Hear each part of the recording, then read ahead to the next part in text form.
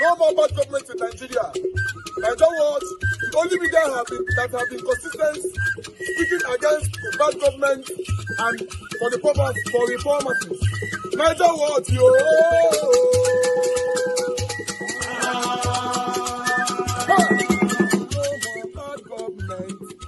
No more bad government. Nigeria what? No more bad government. Nigeria what? No more bad government. The only media that have been speaking. No more bad government. The voice of the voiceless. No more bad government.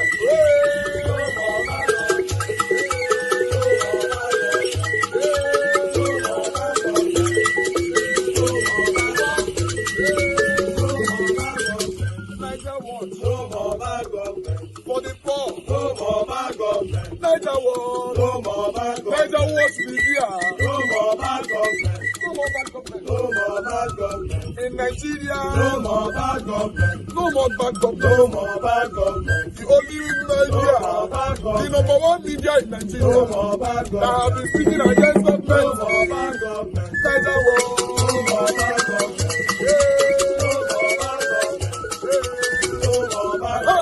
Nigeria what, yo? The voice of the voiceless. The voice of the voiceless.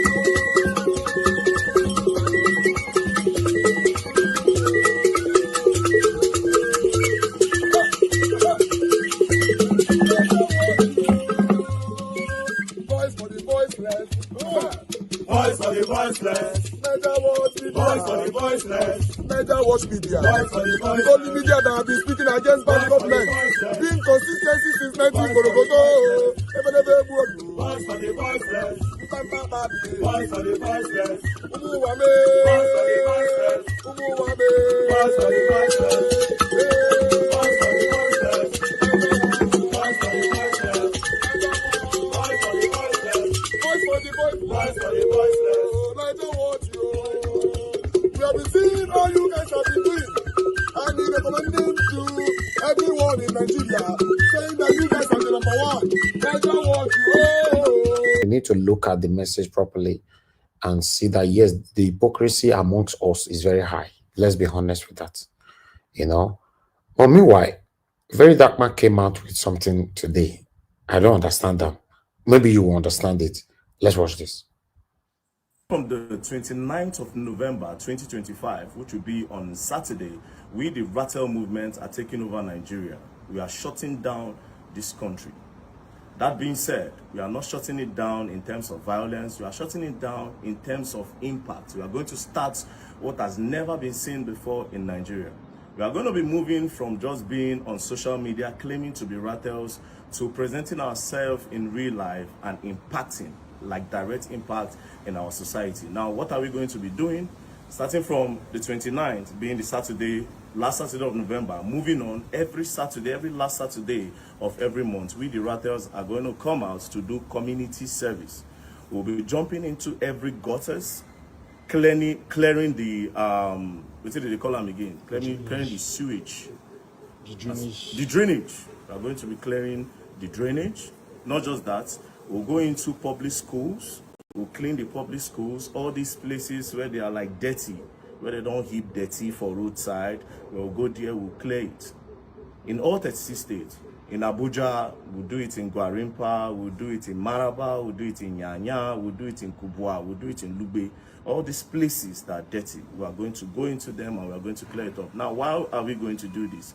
We want to promote patriotism in the hearts of the youth. We are not going to limit the problems of Nigeria solely to the politicians. Yes, the politicians, they do out their own, but we self, when time don't reach up, we say we will need to contribute to make this country great. Now, the day when I get this inspiration for it, now the day when we say, at the come, Lagos, Third Mainland Bridge, person day for Third Mainland Bridge, they shit. And people, they pass on. A lot of people see that guy that they pass him. It is because we lack patriotism in Nigeria. We lack patriotism in Africa. Because if to say you love your country enough, if you tell that guy make you stand, make you no shit for there. A lot of times you go they pass road. Like I just left Akwa Ibom. On my way to Ibom Resort, there one place where we say they heap dirty for road. For road, people they pass, nobody get clear out. So those are the kind of things that we are going to take care of. Places where dirty they will go clean them, we'll go public school, we'll paint their blackboard. If their chairs no they okay, we'll go knock them. Some kind of roads like this were no good, we'll go make sure say okay, we fill them up so that speed bump no go there, you know. A lot of things that we can lay our hands on, we are going to do it. So I'm going to put a number on this screen. You see the way they mix am with English and Pidgin, make me more Nigerian. And after all, if I know the politician wanting to say things the exact way. Do you understand? So there will be a number on this screen, as you can see. From that number, if you did Port Harcourt, if you say, okay, you want day in charge of this so area, now you and some ratels go clean up, we go put you there. If you did every local government, we want to make sure we touch the whole 36 states, starting from the last Saturday of November. It's not going to be easy, but we go feed one. So now it will be time for ratels to talk, say, we say if we get something to talk, say we contribute for this country. It no go easy, we feel fail, but we no go stop, and we go definitely do it 100%. So please key in, and also we get group, we get house for Clubhouse. If you know the application called Clubhouse, it's on my screen. We get app for Clubhouse, where they call the ratel movement. You can join it. Nigeria will go till they do our meetings. Now, this is an important part of everything. This ratel movement, when we come together in order to do the things where I explain say we want to do, we are not going to be political. Political talks are not welcome within our midst. We no go come here, come to talk say na APC better, na PDP better, na Labour Party better, na SDP na better. No, we are not doing all that. Individually, you can support whatever party you want to support. But when we gather, we say we want set out, we want go clean here. We will not welcome any political discussions. Because now when politics come, like problem they come. Next thing, tribalism don't enter. We are not like that. We are just patriotic Nigerians that want Nigeria to grow. Because we know for the fact that we not feel leave this thing only for the politicians. Nigeria don't they break, Nigeria don't they break. Everybody they mind their business. We lack patriotism. That is the first thing. We all lack patriotism. When make if somebody won't do small thing, they'll say, it is one for clout. Meanwhile, those are your corporate social responsibilities. Do you understand? We need to love our country enough before we can change our country. So that's the most important thing that I want to share. If you distract me, I will slap you. See your big head, like shoe. I'm sorry. So thank you very much. Please, the numbers are there, and it will be a time for the ratels to say yes, we won't do something. Do you understand? And guess what? While we start, more just we start. You know, so now starting the problem. Once we start, bam, we don't move. Then we can add other activities. Thank you very much, and God bless the ratel movement. And also the ratels in diaspora, if you feel the need to join, we know if we control on our own side yet, because I don't even know the area so on a day. But for Nigeria, it will be easier to go there, do these things. I feel touch like 2, 3, 4 states in a day in respect to this movement. So thank you very much, and don't play. If you play, you're gonna learn, and you will learn the hard way. And also, Nigeria, okay, this one not be anybody uniform. Not be anybody will come meet me saying a uniform. Do you understand? This is not my own uniform. This alone, don't play. The mic not the work. I just make it look interesting. Bye bye. All right, my people, that's all I have for you guys today.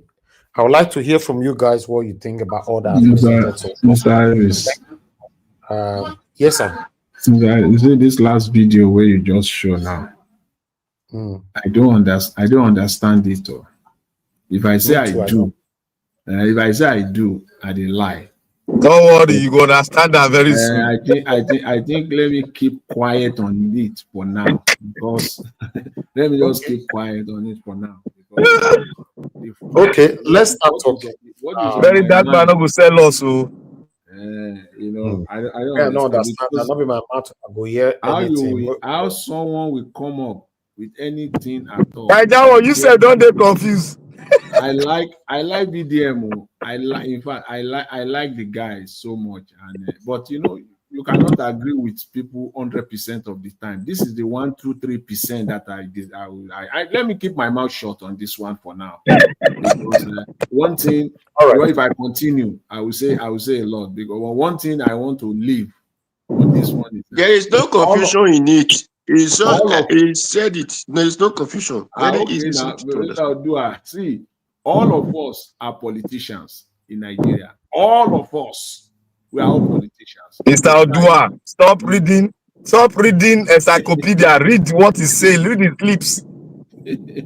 Okay. I'll leave it there for now. Okay, let's talk. Thank you very much, my people. I appreciate you all. Guys, help us to press on the like, help us to share. I appreciate every one of you just coming in. I would like us to start talking right now. Let me go straight to Black Panther to talk to us. Black Panther, thank you very much, my brother, for joining us. Talk to us. My brother, my brother, my brother. Thank you. The game is getting confusing.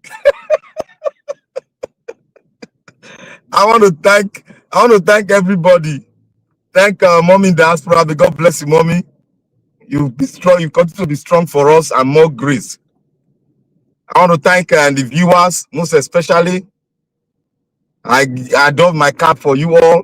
May God continue to bless us as we go on this long journey of getting our country back, and long journey in making people be more responsible and be more articulate, critically analyzing the kind of leaders we have. We must be objective and we must eat to the point. I want to say thank you to everyone, the panelists. God bless you all. It is not easy. It is not easy, I know. Out of all the kind of job, businesses, we still come out and do it. It is because we love our country. That is why we are doing it. We have no other place but our country. It is the best home we can go to, that people will see us the same as they are. But I want to start by saying to you all, at least today, somebody called in. They called them our Abobaku. Naija Wash.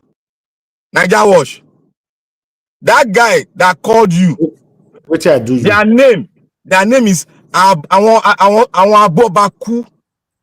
Oh, okay, the guy will come say why Peter will be the tackle. Yes. Now their name now our Abobaku. People where they follow King die.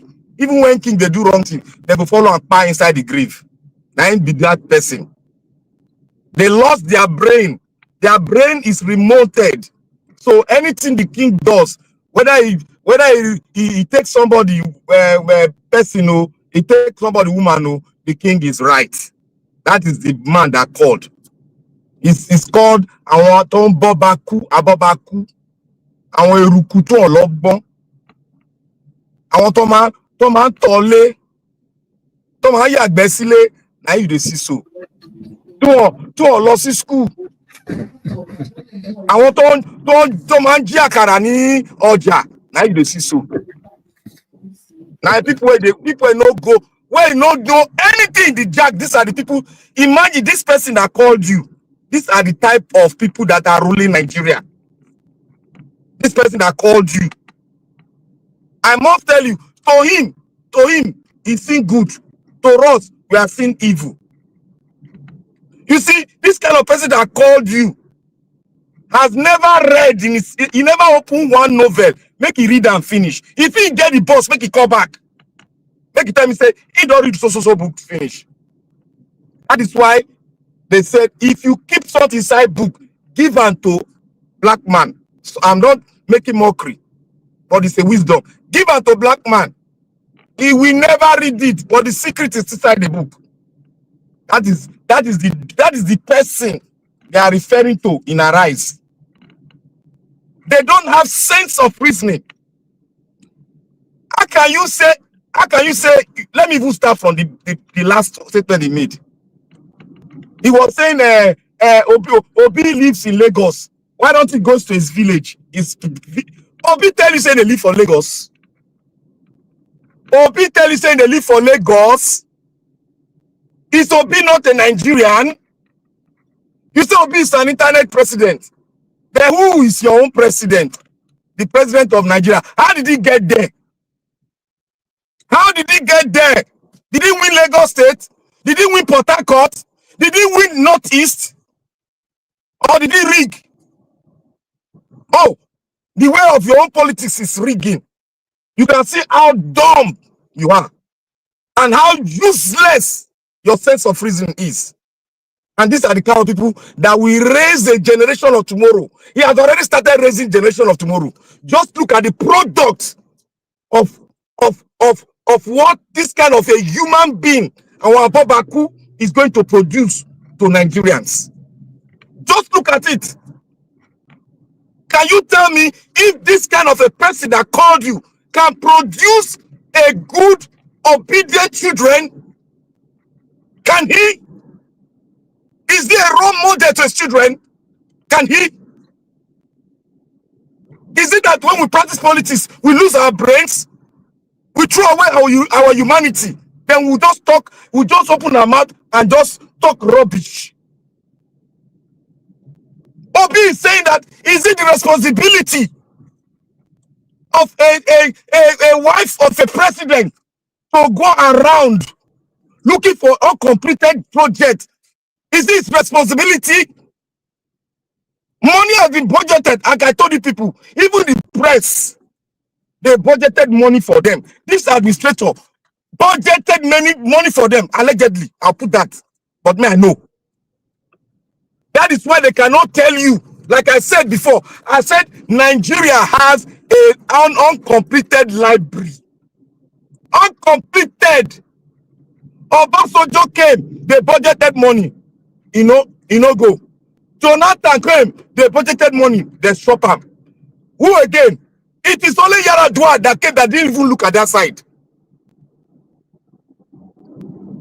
The United Nations say 25% of your annual budget should go to education. Go and look at the budget Nigeria, they give education. The only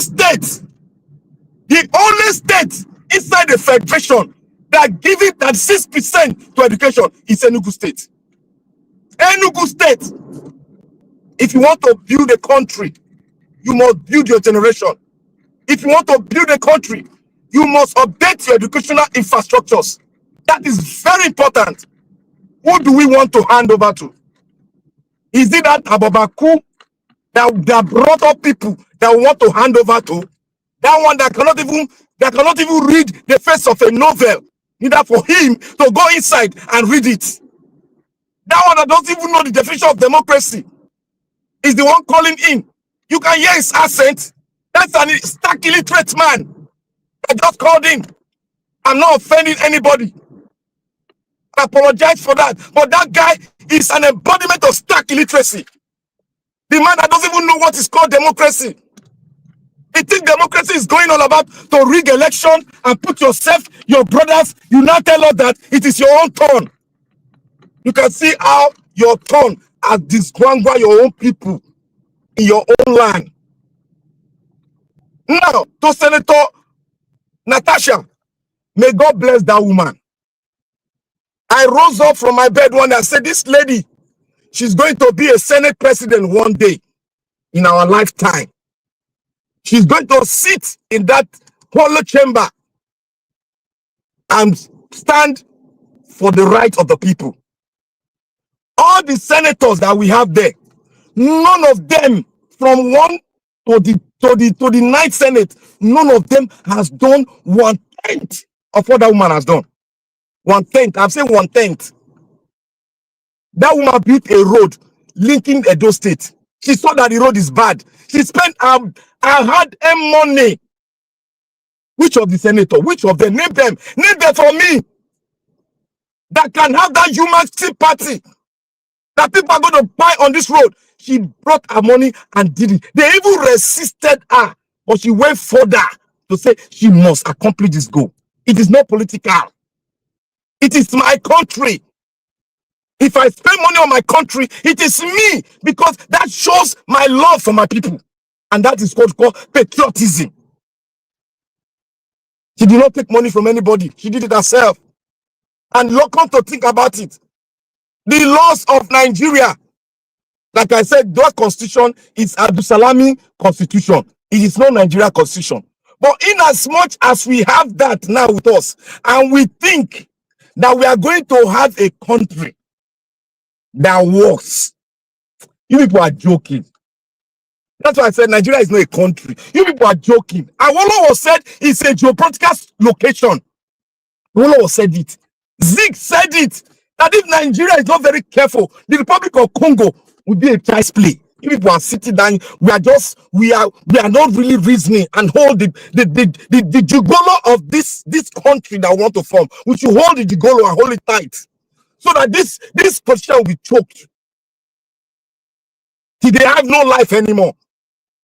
Look at your constitution. Said your constitution cannot suspend a constituency because a senator is a constituency. You cannot suspend him. You cannot make a bylaw and not mirror your constitution. The dirty year constitution they gave you. You can, even the dirty one, you cannot even mirror it. You are making a law in your hollow chamber that supersedes the constitution of your country. And you see the madness?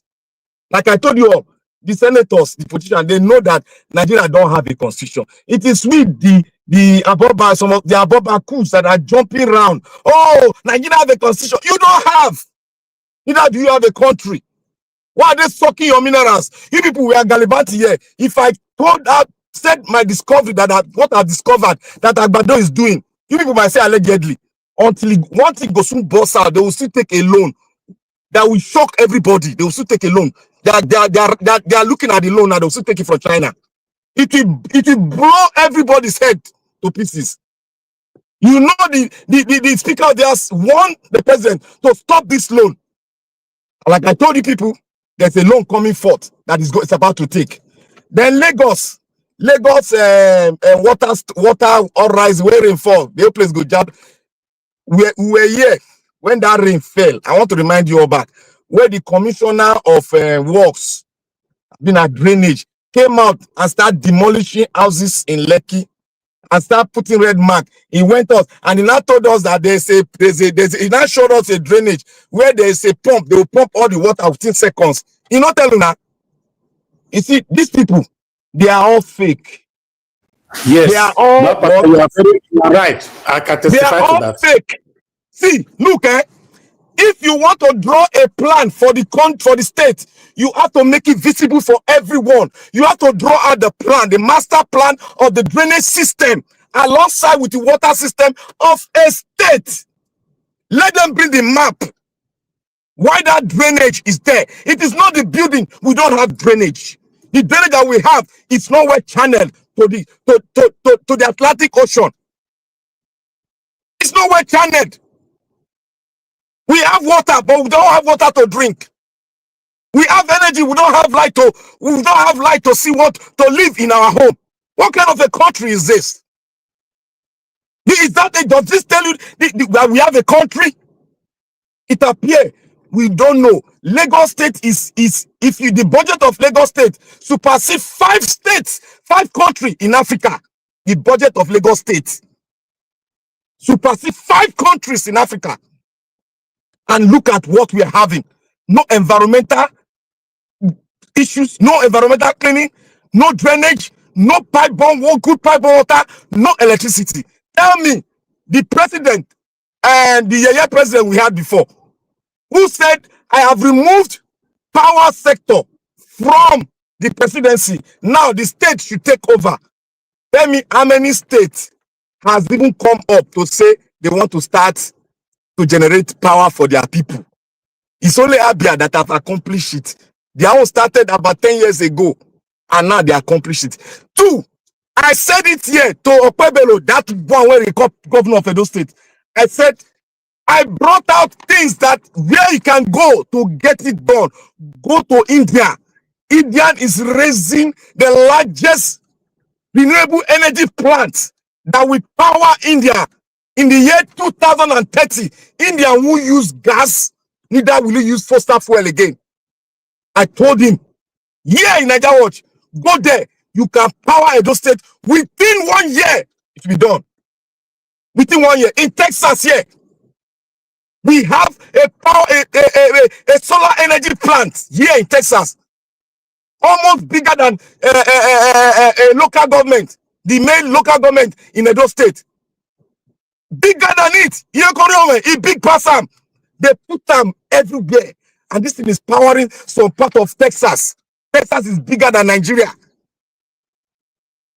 So I don't know why our government decide to go this route. They don't want to give you education. I have said it here. Before we can grow our economy, we have to have a Before we can grow the future, we have to make sure that our educational standard is up to date. Everybody got to copy the Enugu State model. We got to feed our children. We got to make sure that they are transported back home, back and forth from home. We got to make sure they are clean, good hygiene. Education is a nursery home that will put our children for the future. If we don't do that, Nigeria is in trouble. If we don't do it within now and 10 years, Nigeria is in trouble. We have nobody to hand over to.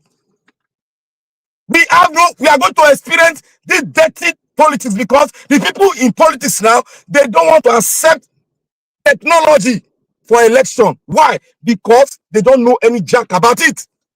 They don't know any jack. That's why they can switch off your election because they don't know anything about it. They only work with what they know. And what they know is manual, paper. In the 21st century, you are still writing results of an election. You are still writing results. And to our Lekki, people that live in Lekki, you all are millionaires.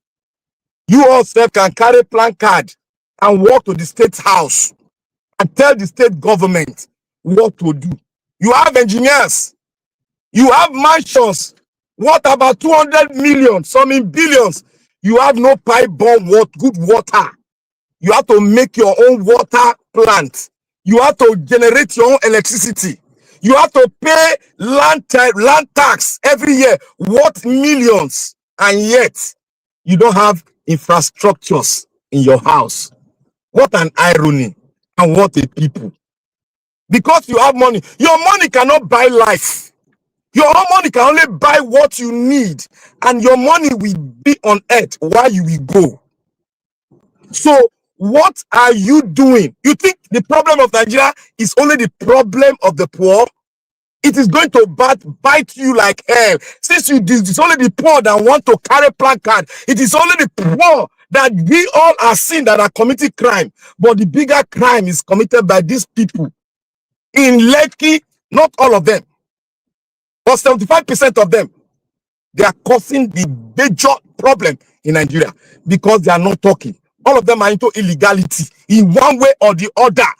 Because an economy that whose currency has failed, illegality will strive very high. And I watched a video today by VDM where a friend had to take the life of his own friend because of 9 million naira. A friend assisted you. You took 9 million. Instead of you to say you cannot, even you say you cannot pay safe and you run away, it's even better. You have to make sure that you take the life of that man and leave the wife alone on earth. You even wanted to take the wife. You can see how criminality, you can see how the politicians are making a monster of the Nigerians. But I bet them one thing that I bet them. You people that are saying that Nepal cannot happen in Nigeria, you have seen a piece of the action happening around us. By the time the tax regime turned into a bigger vampire, you all will face the government. And bet you, I can bet you anything that by the time the tax regime enter, all of you, whether you are a big man or you are this or you are a poor man, all of us will be tying the same wrapper. We will tie the same wrapper. It has not started yet. Your house in Lekki, until you submerge, people will come out with placard and go along with the poor people and say, government is not good governance. Thank you, Nigeria. God bless you. All right. Thank you, sir. Thank you very much. I appreciate you. Thank you. Midwest people, are you there, sir? Hey, I'm here. Good evening. Oh, it's good to have you on the show. It's been a while. If you leave us for street like that. No, best, my brother. Not time. Even me, I just decide to join this hour because I supposed to sleep early and they also wake up Thank you, sir. like that. So that Talk to us. Thank I you, sir. want to thank you for the job you're doing and everybody that is present here, both listeners and viewers across the globe. I greet every one of you. You show so many things, but I think the flood issue, all I will say is that I think the number one genesis or whatever we supposed to suspect is lack of proper drainage infrastructure. So it cut across the country. But my greatest worry is that with the global warming, those who live or state that fall close to the coastal line, like Lagos, Ondo, Edo, Delta, Bayelsa, their leaders have to wake up and think properly, because the kind of volume of water or rain that will be falling as time goes on may threaten lives and property in a very high level that we have never witnessed. But however, sometimes it do happen in a society where they also have a proper drainage system, but you will see the government relief. Sometimes they will deploy the army. You will see fire brigade. They have to be there to rescue people, to support people. Very unfortunate. Anything that happen in Nigeria, this is just a little one. Imagine if it is a storm or those kind of things. You don't see government present. So it's shameful. And that's the greatest pain that I have when I look at the whole thing. And secondly, again, we are not friendly with our environment at all as a people, particularly in Africa. There's too much deforestation, and the urbanization is not properly planned. All these things, they will contribute to it as well. And the lack of water purification, because most of this water that is raining supposed to go to somewhere, even not even Atlantic Ocean like that. They're supposed to build a water reservoir for it, where they have to purify all this water. From there, everybody will drink again, bath, do whatever they want. As it is in abroad here, because or sometimes they pump the rest to farm, so that people can also have access to it. But because we have it in abundance, and now beyond abundance is not threatening our livelihood, we just have to prepare, because we live in a country where government have not actually solved any problems. It's the foundation of that country. So you also talk about, I think you should be talking about the first lady. For me, it is the first lady, our role constitutionally. I don't know how they really define Nigeria constitution, because it started during the military era. Babangida was the first person to introduce first lady to us, if I'm not mistaken, but I stand to be corrected. And when we entered democracy, Babangida, Basajo Yes, wife. you are right. You are right, Babangida. So Basajo wife took from there, and up to today is now a culture. So even state are also introducing their own somehow. The role of our office, perhaps, I don't know how they really finance it, but if she decide to raise money to build a library, there's nothing wrong. So far they build it. Maybe the common man as well can also. My brother, sorry to interject you. She's not building a library. She's want to renovate the new one, the one that they've been building for the past 18 years. So it's right in Abuja there now. Yeah, for example, what I'm trying to say is that if they renovate it with good faith, and maybe one person who's opportune to fall in there also lay his or her hand on any book and read and benefit from it, is good. But at the same time, Peter will be criticizing him. I don't also see anything wrong there. These are all politics. Is in opposition. Opposition can never praise anything from the other side. It's natural in politics. So these are things he have to do, and he's doing it. And I pray that he continue to do his best, because sometimes within that criticism, it can also open the eyes of fellow Nigerians to also see things that they have not been seeing before. Even some things they took as normal, they can also see it as abnormal if it continue on that trajectory. Even those who are also leading us, sometimes criticism is the best way to also communicate to them. Sometimes it draw their attention to some certain things that they don't, maybe they don't even see it anyway as anything, as something that anything is wrong with. So I will go to my state. I think you showed that guy who was talking about. I don't know whether it's here. I saw it. The guy was talking about Okbeworo, the way he's bulldozering people's house. Naja, was it not you that show it here? Hello, Naja was. You guys that were here, I think he showed that one. The guy that went to whether ITV. Are you guys hearing me? Hello. Yes, yes. Yeah, I'm hearing you. Continue. Okay, so I think he showed that guy that was, he was criticizing Okpeboro about the way he's handling the issue of courtesan. I supported that guy. My call is for Okpeboro to continue to face the challenges of confronting this menace that is happening. This menace that is happening. Somebody should Yeah, mute. they send the drone. Mute. Mute. Yeah. I bet mute. Who they talk? Your mic is open. Oga Hello. Jonathan. Jonathan, mute your mic. Oh, mute your mic. Honorable, mute your mic.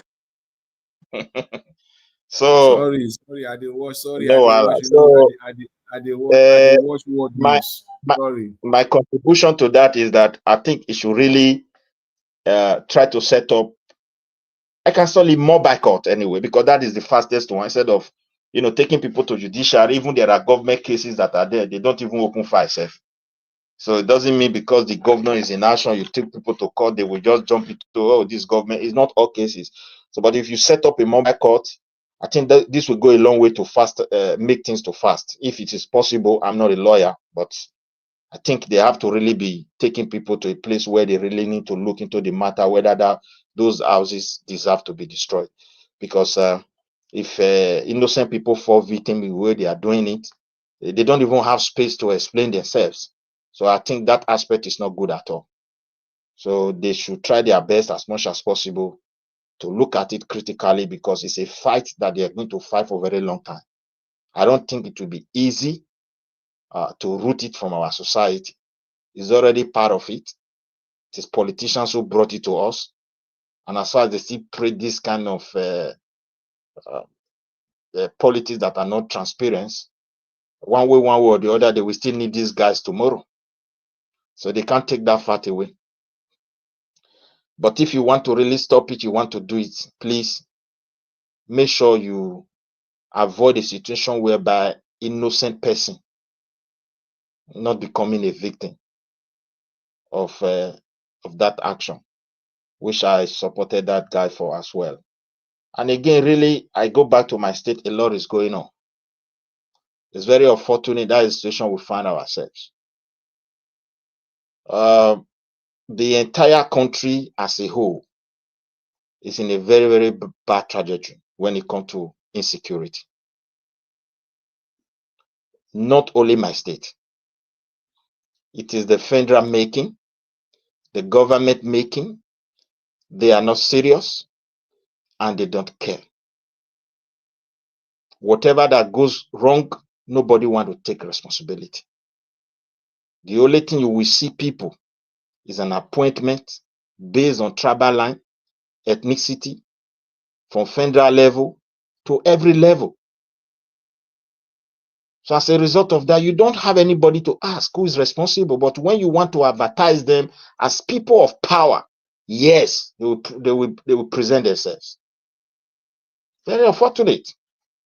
So the only thing I will still tell the governor, do your best. Everybody is expecting great things from you.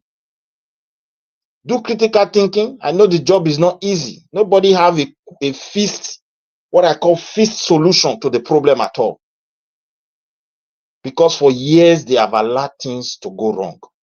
And it's going to get worse if action are not taken now.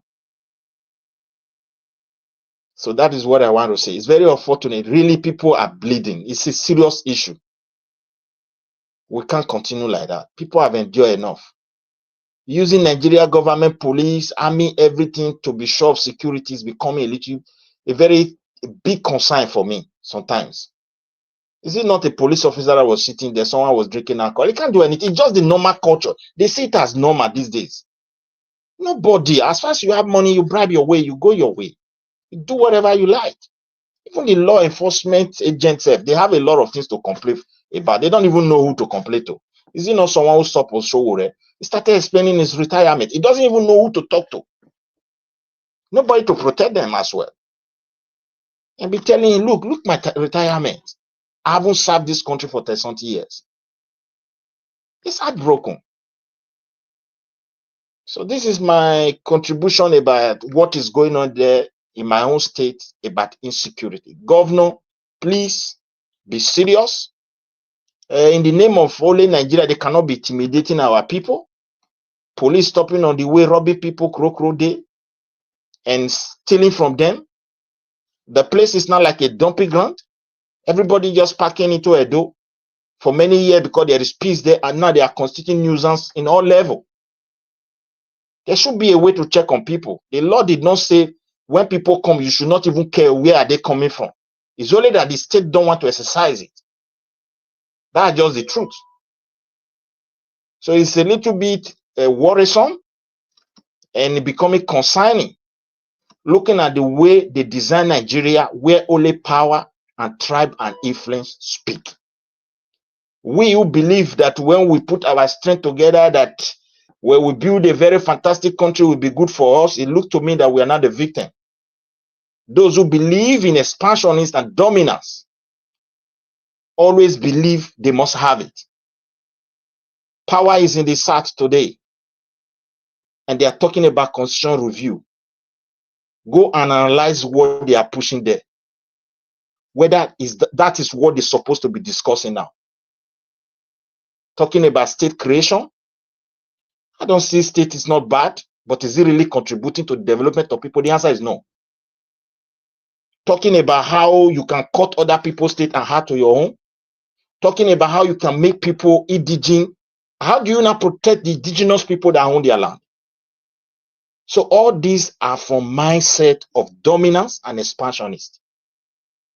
We must see ourselves in the middle of a crossroad so we can be able to put up a defense. Nigeria is crumbling. And as a result of that, that is why you see what is going on in Edo State. That is why you see what is happening in Maiduguri. That is why you see what is happening in Kebbi. That is why you see what is happening in every part of the country. But you have leaders, but we don't have government. You just have Mr. President. You have Mr. Governor. Whatever they would like, they can wake up and do. Everybody is almost fed up. I am saying it today because I believe that what lies ahead may be worse than this. With the kind of mindset of this generation that Nigeria have raised, a generation where people are not willing to speak truth to power. We can criticize the president. I know the president is not really good, but we should also look into ourselves and see whether we are doing the rightful thing as a citizen of a country. What is a very dark man? We also go there. What is suggesting, I understand it very well. I don't see anything wrong with it. It's a patriotic. There's what we call social work. It happens here sometimes. Although people can only volunteer to do, sometimes people who have offended the government can also say, okay, instead of me to pay, let me work for it. All those kind of things, they have it. But however, in Nigeria case, maybe there's also political undertone. But I pray that he do it with good faith.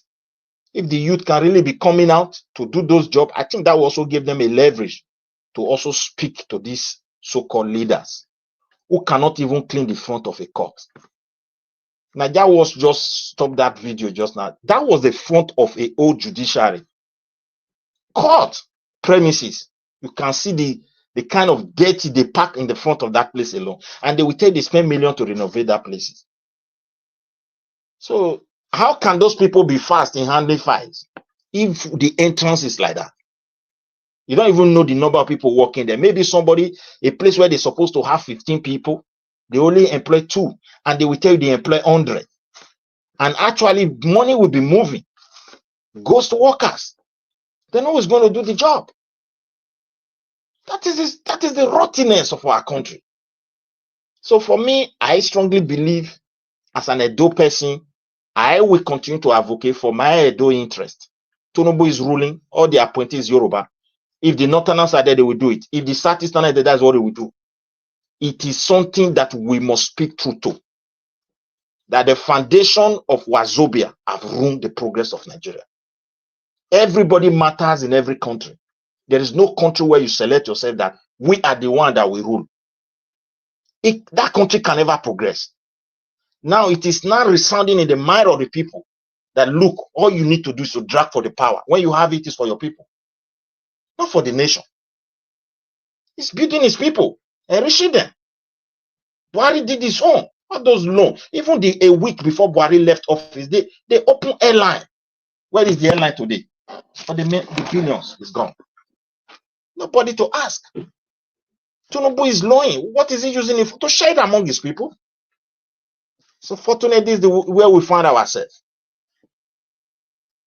Can you do revolution in Nigeria? No.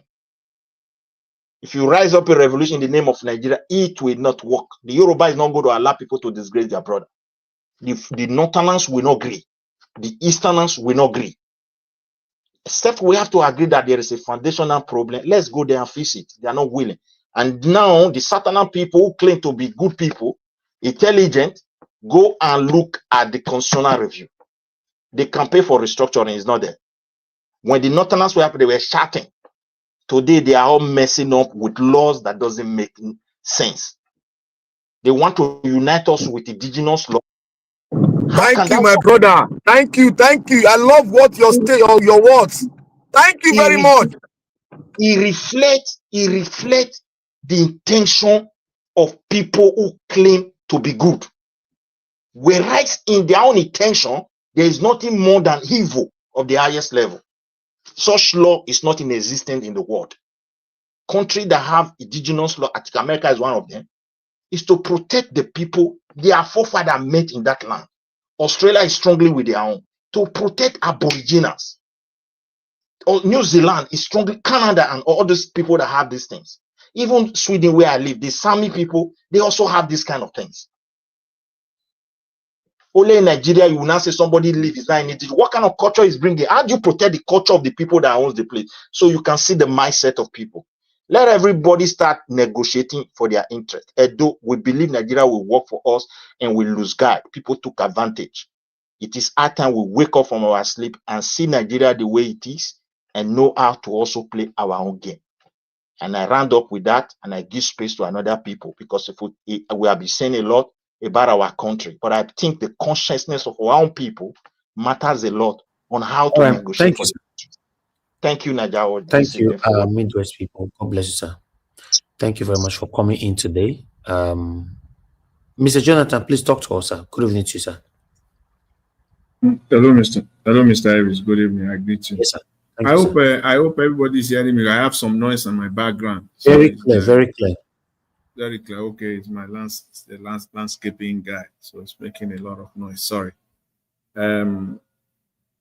So, Mr. Iris, I greet you. God bless you greatly for the good work you are doing. I greet you once again. I greet my fellow panelists. God bless you all abundantly. And Mommy Diaspora, good evening, man. God bless you greatly. And the commenters and all the prospective callers, I greet you all. God bless you all greatly. You're welcome. The presentation of today, though a lot to talk about, but the speakers, the two panelists that spoke earlier, I think they set the stage properly because there is no way I will kind of sidetrack what they talked about, especially the issue of water, the flooding in Lagos. I think for me, I think that is the highlight of today's presentation. I think that is the most, vital part of the presentation because it carries the human face. It carries something that affects all of us directly or indirectly.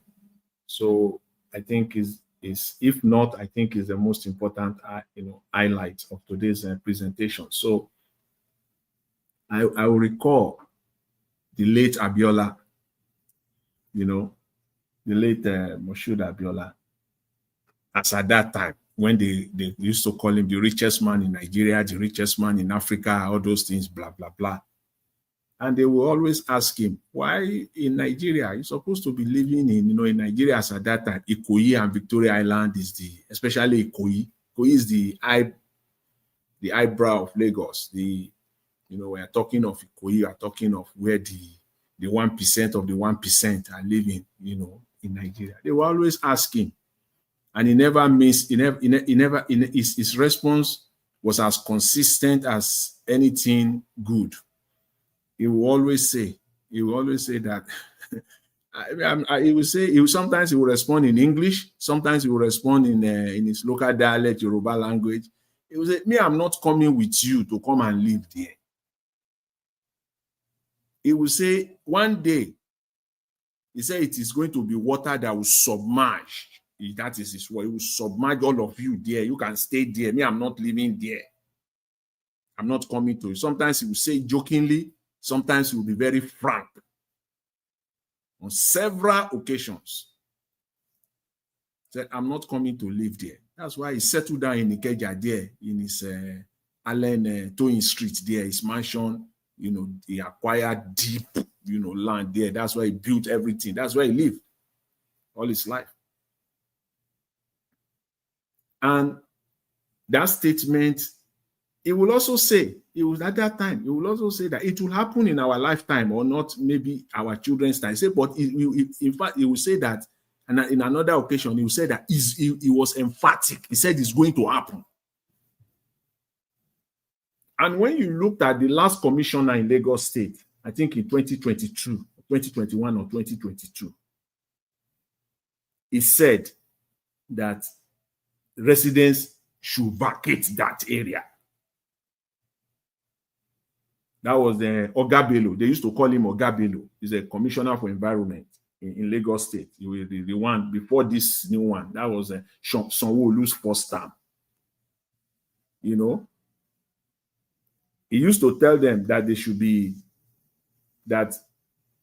because the reason he gave in his own time was that the rising tide, he said the rising tide of the water, and that it will continue to rise.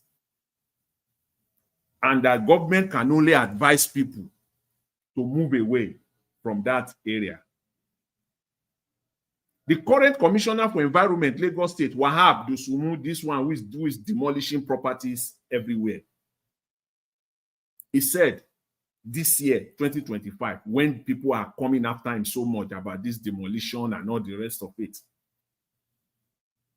he said of the Lagos Island,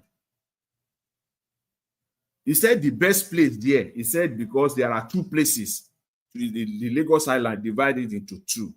They call it the eye part and the eye lining part. That is his word. The eye lining part, and then the low lining part. He said the eye lining part is the area from Obalende entering Ikoyi to Victoria Island. Those parts are secure. Those parts are safe. They are the eye side. He said the low side, the end of Victoria Island, entering into all these Lekki axis. He said they are the low side. And this is the advice. Look at his own advice again. So the government is putting it on record. They are putting it on record. This is his own. He said the government will advise residents of the low-lying part of the Lagos Island to relocate from the risk areas, which is the low-lying part of Lagos. So it's on record, officially on record. Oga Jonathan, the government want to steal land, though. No, not because this one is not because they want to steal land, because you know what? Who do they want to steal land from?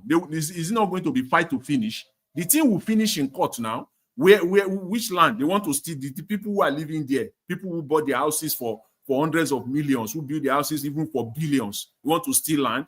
We're not talking of poor people. We're talking of people. It's not about stealing land. It's just about, because they are. This is the only part is that they know that the only way to deal with the matter will be massive investment. They have to, and they are not ready to do that. So let us just say it the way it is. Let's just say the truth. That is the one truth. If you want to find truth from Nigerian government, whether federal or state, this is one of the truths. Because the way they can, because it is either they say the truth or they invest. They have to spend money. They are talking of billions of dollars. But don't you, Dr. Jonathan, don't you think they have to move all those markets that are producing all those dustbin, all those dirty things in Lagos Island to move? This area that they call Lekki used to be Morocco. Used to be the place we know as Morocco. This Lekki phase 1 going to Chevron. All this area they call it Morocco. It is the ghetto, of the ghetto. Yeah, you are right. They have to drive people away during it was this military governor during Babangida that came there, ransacked them, sent them all packing by force, clear Morocco completely. Morocco was water. The Morocco was just like Ajegunle. In fact, worse than Ajegunle. Right? It was after the military governor, Adisa, Colonel Adisa, the guy who saved Babangida, the guy who killed the Oka coup.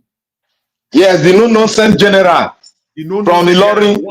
Who was the one who killed, and because of that, Babangida rewarded him. He became a general before he left the army. He was colonel when he was the military governor of Lagos State. He was the one who cleared Morocco. He cleared Morocco completely. And that was how, people started buying land. They made a lot of money there. However, as at that time, people were still talking of part of Victoria Island not safe. You now take it further. And because of money, they started building. But one truth that Lagos State government has put on record is that the place is not safe. People should move away from the place. So it is either they say the truth or they spend the billions of dollars, and I mean the billions of dollars, to raise it up, which they can't. They don't have it. They can't. They don't have that kind of money.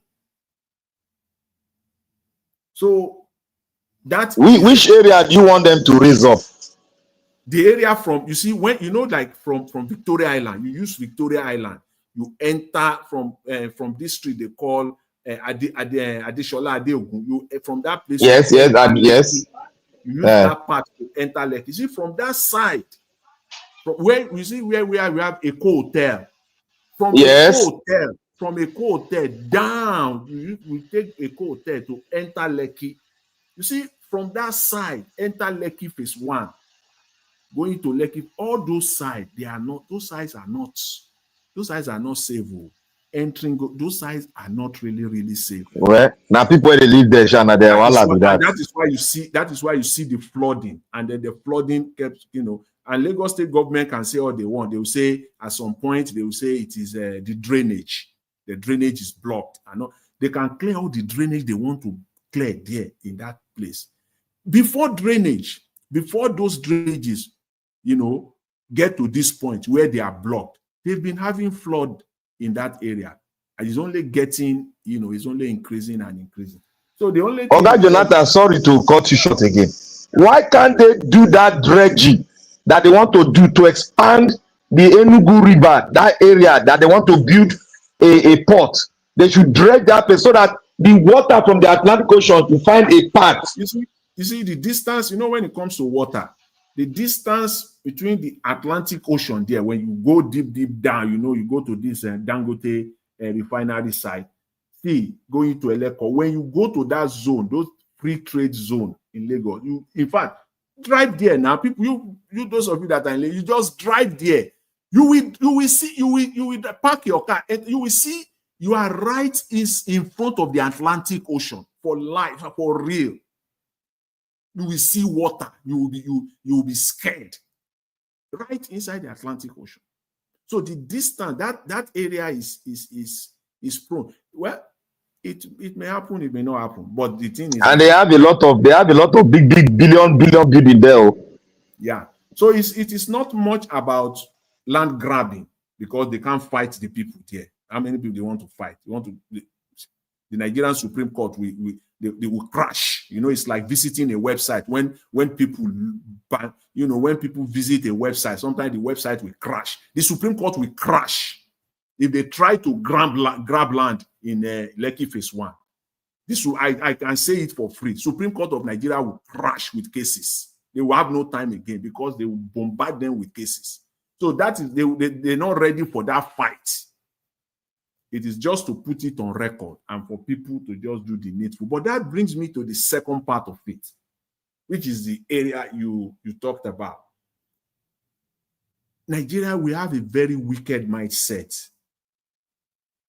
And for God knows why, we just have to renew our mind individually to do the needful.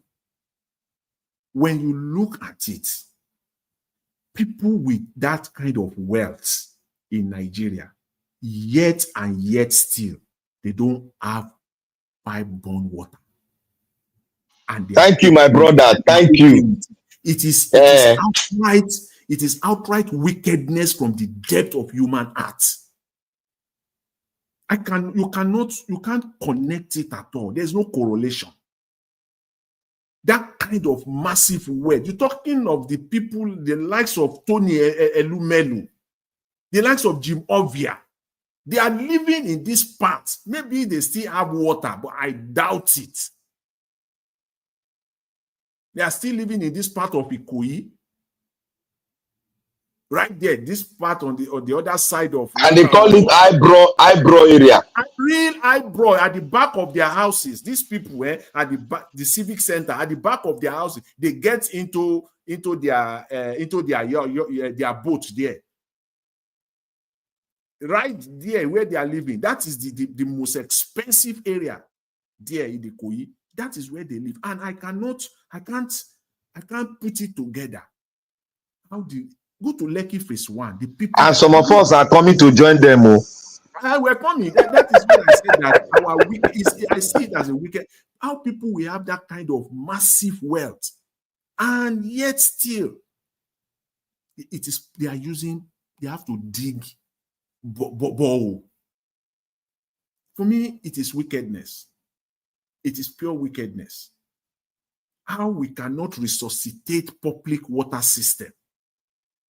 I don't get it in Nigeria.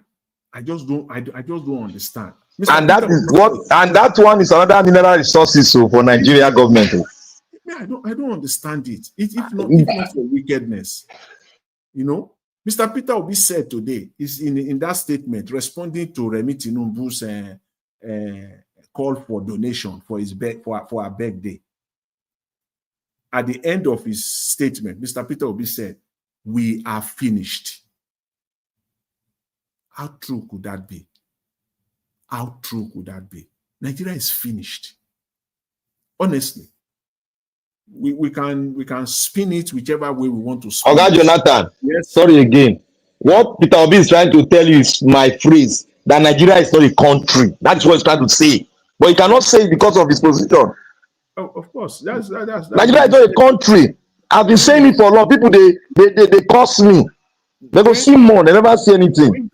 When you see the first lady of a country, unless somebody will come out here and tell us, as people will say, my friend that arise, with empirical facts, any country in the world, one, that is actually striving for development, that is that people are donating for public infrastructure.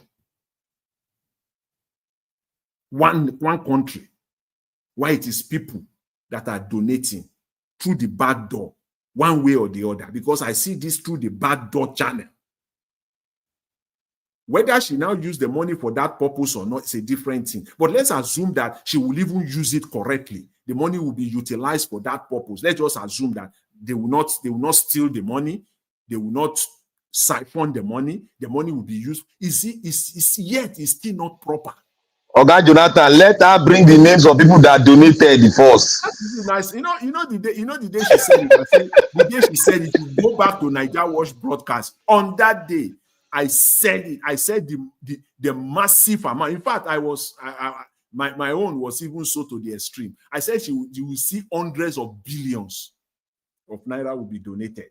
It's on there. I said that is what, because what? Psychophancy. People who are looking for contract, people who are looking for their good face. They want the good face of Mr. Tinubu and his wife. These are the people.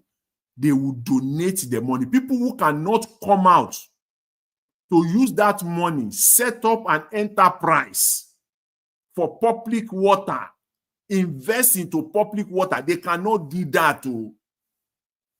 With all the money that they have stolen, they can't do that. They are still using borehole. They will build a house of 2 billion and they will put borehole inside. What an anomaly. A 2 billion naira worth of prop house. And then the water that is servicing that property, that building, that structure is a borehole. Oga Jonathan. Yes. See, let me just second. You see the issue of borehole and good pipe-borne water. I spoke extensively on that issue during the campaign. Do you know what one politician said? Politician came here that Edo State does not need pipe-borne water and a borehole they need. That is not our problem. A politician that went to University of Benin. They're supposed to ransack him, tie him up, and lock him up somewhere. He come here now. University of Benin. Now he go. He come here. You see him. He go University of Benin. Educated man, social scientist. He does not know the rudiment of development, the foundation of development. He does not know. You see his certificate? Did you see his certificate? Not being declared here. Not being declared certificate here. Who are you talking about, Black Panther? A politician that came here that said, Edo State no need pipe-borne water and a borehole. That day they shout, nobody answer me. That's why, wait, Mr. Black Panther, that's why people will say the worst of us are the ones that are ruling us, superintending over us. Because that kind of statement, such a person should be locked up somewhere. In fact, seize his certificate, as said by Dr. Seize his certificate for life, locked him up for good somewhere in this age and time. And he's a public official, So that is where we are. Let me just round up with this. So he was a councillor. He was a councillor in Edo State. Let me just round up with this. You see all this money we're talking about, pipe-borne water. It is the duty and the responsibility of the government. Government have to source money from somewhere. Mr. Tinubu. All right. We get many people now. Let's shuffle. Yeah. I'm just rounding up. Just 1 minute. Okay, 1 minute, Mr. Oduwa should come in. Thank you. Okay. Mr. Tinubu has been going around the world, globetrotting, looking for money. He has got nothing. But today, I was surprised. You see, it's like shedding tears for my country, Nigeria. When the president of Syria, he was speaking at the United Nations today. I was listening to him about 3 hours ago, live. The Syrian president. Syria, a war-torn country, devastated for over a decade with war. Oh, that guy spoke well. That country has put together over $100 billion of investment already. All the nations that Mr. Tinubu has gone to, that has not dropped $1 for Nigeria, they've invested in Syria. And I said, wow. Even EU. Forget about the human side, the humanity side. Oh, it's a war-torn country, we have to help them. No, it is not because of that. Because even if the country is war-torn, if there is corruption, they will not invest there. Nigeria is a war-torn country now. No go north. May go see killing. Now let me leave it there now. All right. Thank you very much. Mr. Odua, you have the floor. Thank you. Thank you, glory be to God. Hallelujah. Mr. Odua, you for Shukman, you for your wait for there forever for 78 years. You for shook mouth if you say the Liba, make it dey silent. Now Senator e be now of the Federal Republic of Nigeria. You form Adeboye, Pastor Adeboye. Adeboye, where go sneak in, sneak out. Thank you. Good evening, Mr. Najawash. Good evening, all the panelists. Hey, Dr. Babasiye. Hey, oh no, Undewo. Good evening, sir. Happy Christmas, New Year in advance. Good evening, everyone in the panel. Good evening, Mommy Diaspora. Oye, Kadam, Obukbe, Wese, Nuyini, Numero, yesterday, Wato Amose. Thank you, ma'am. God bless you. Good evening, commenters, listeners, and viewers. God bless you and the passerby. Well, anyway, I have something to say because I don't know the person that called. The man, he was asking question, and Mr. Nigeria was saying, what does not bring his own in? Whether why did Nigeria was build house in Lagos or why did Peter Obi build in Lagos, I don't really know how the man put the question. He said, make me and Peter Obi sell our house for Lagos, make we move to Anambra. However, if that man never do where you yourself go from over Lagos. Lagos State, Lagos are your place. Now, Mr. Nigeria was here. You let the man go with his stupidity. Because if such man asks me that question, what am I doing in Lagos? I will ask him where did he came from. Him himself, where did he came from? They didn't read the history of Lagos that Tinubu is not the owner of Lagos. Tinubu has his, if you become a governor in Lagos, just Peter Obi was a governor in Anambra. If Tinubu know what he's supposed to do, he's supposed to go to where we are shouting, a Milocon. That is where Tinubu is supposed to be a governor. So if a person like that came to ask a question, you will ask him, if Tinubu were a good man, he would have go to his place and become a governor. He run away from his place and go and become a governor in another man's land. Lagos Tinubu did not come from Lagos. It's not, Lagos State is not for Tinubu. It's just because Lagos people allowed anybody to become who in the name of One Nigeria. That is why Tinubu was able to become a governor. So if that man did not know, he should go and ask history. So if as a Nigeria, so anybody can build house in Lagos. But if you exempt that, then everybody go to bear your father's name. So Tinubu also we have to go to his place. Then even Tinubu as a former Lagos governor, then what did he turn Lagos to? Did he not turn Lagos to his property? Where Tinubu is not the one controlling all the sandboard in the Lagos? Where Tinubu daughter is not the one controlling all the market? Is that man of foolish, stupid for him not to understand that you being a governor does not supposed to turn a state to become your property? Then Tinubu is not the one who dictate who become a governor in Lagos. If that man were not stupid enough, the country that he live is in, if I don't know if it is England, if it is America or whatever, is in one man that is dictating who will become the president or the governor or the councillor or whatever chairman in the state, in the country he live? Because I know that person did not live in Nigeria. So if it is not foolish and stupid, he will have used the place, he will have compared his place with what Tinubu is doing in Lagos, if it is how life is supposed to be. But because he's foolish, he will never have sense. They say fool as 40, say fool forever, because the man is going to remain fool forever. That is why he come out and say people should go to Anambra State, go to this. Does he have right to tell anybody the state he will go to? Even when person go to Tinubu state, the state that Tinubu originate from, he will tell the person, why are you doing here? Tinubu have collected all the land. He dropped Ambode out of position. He put Sonwo-Olu. He removed, put Fashola. It's the Lagos Tinubu property.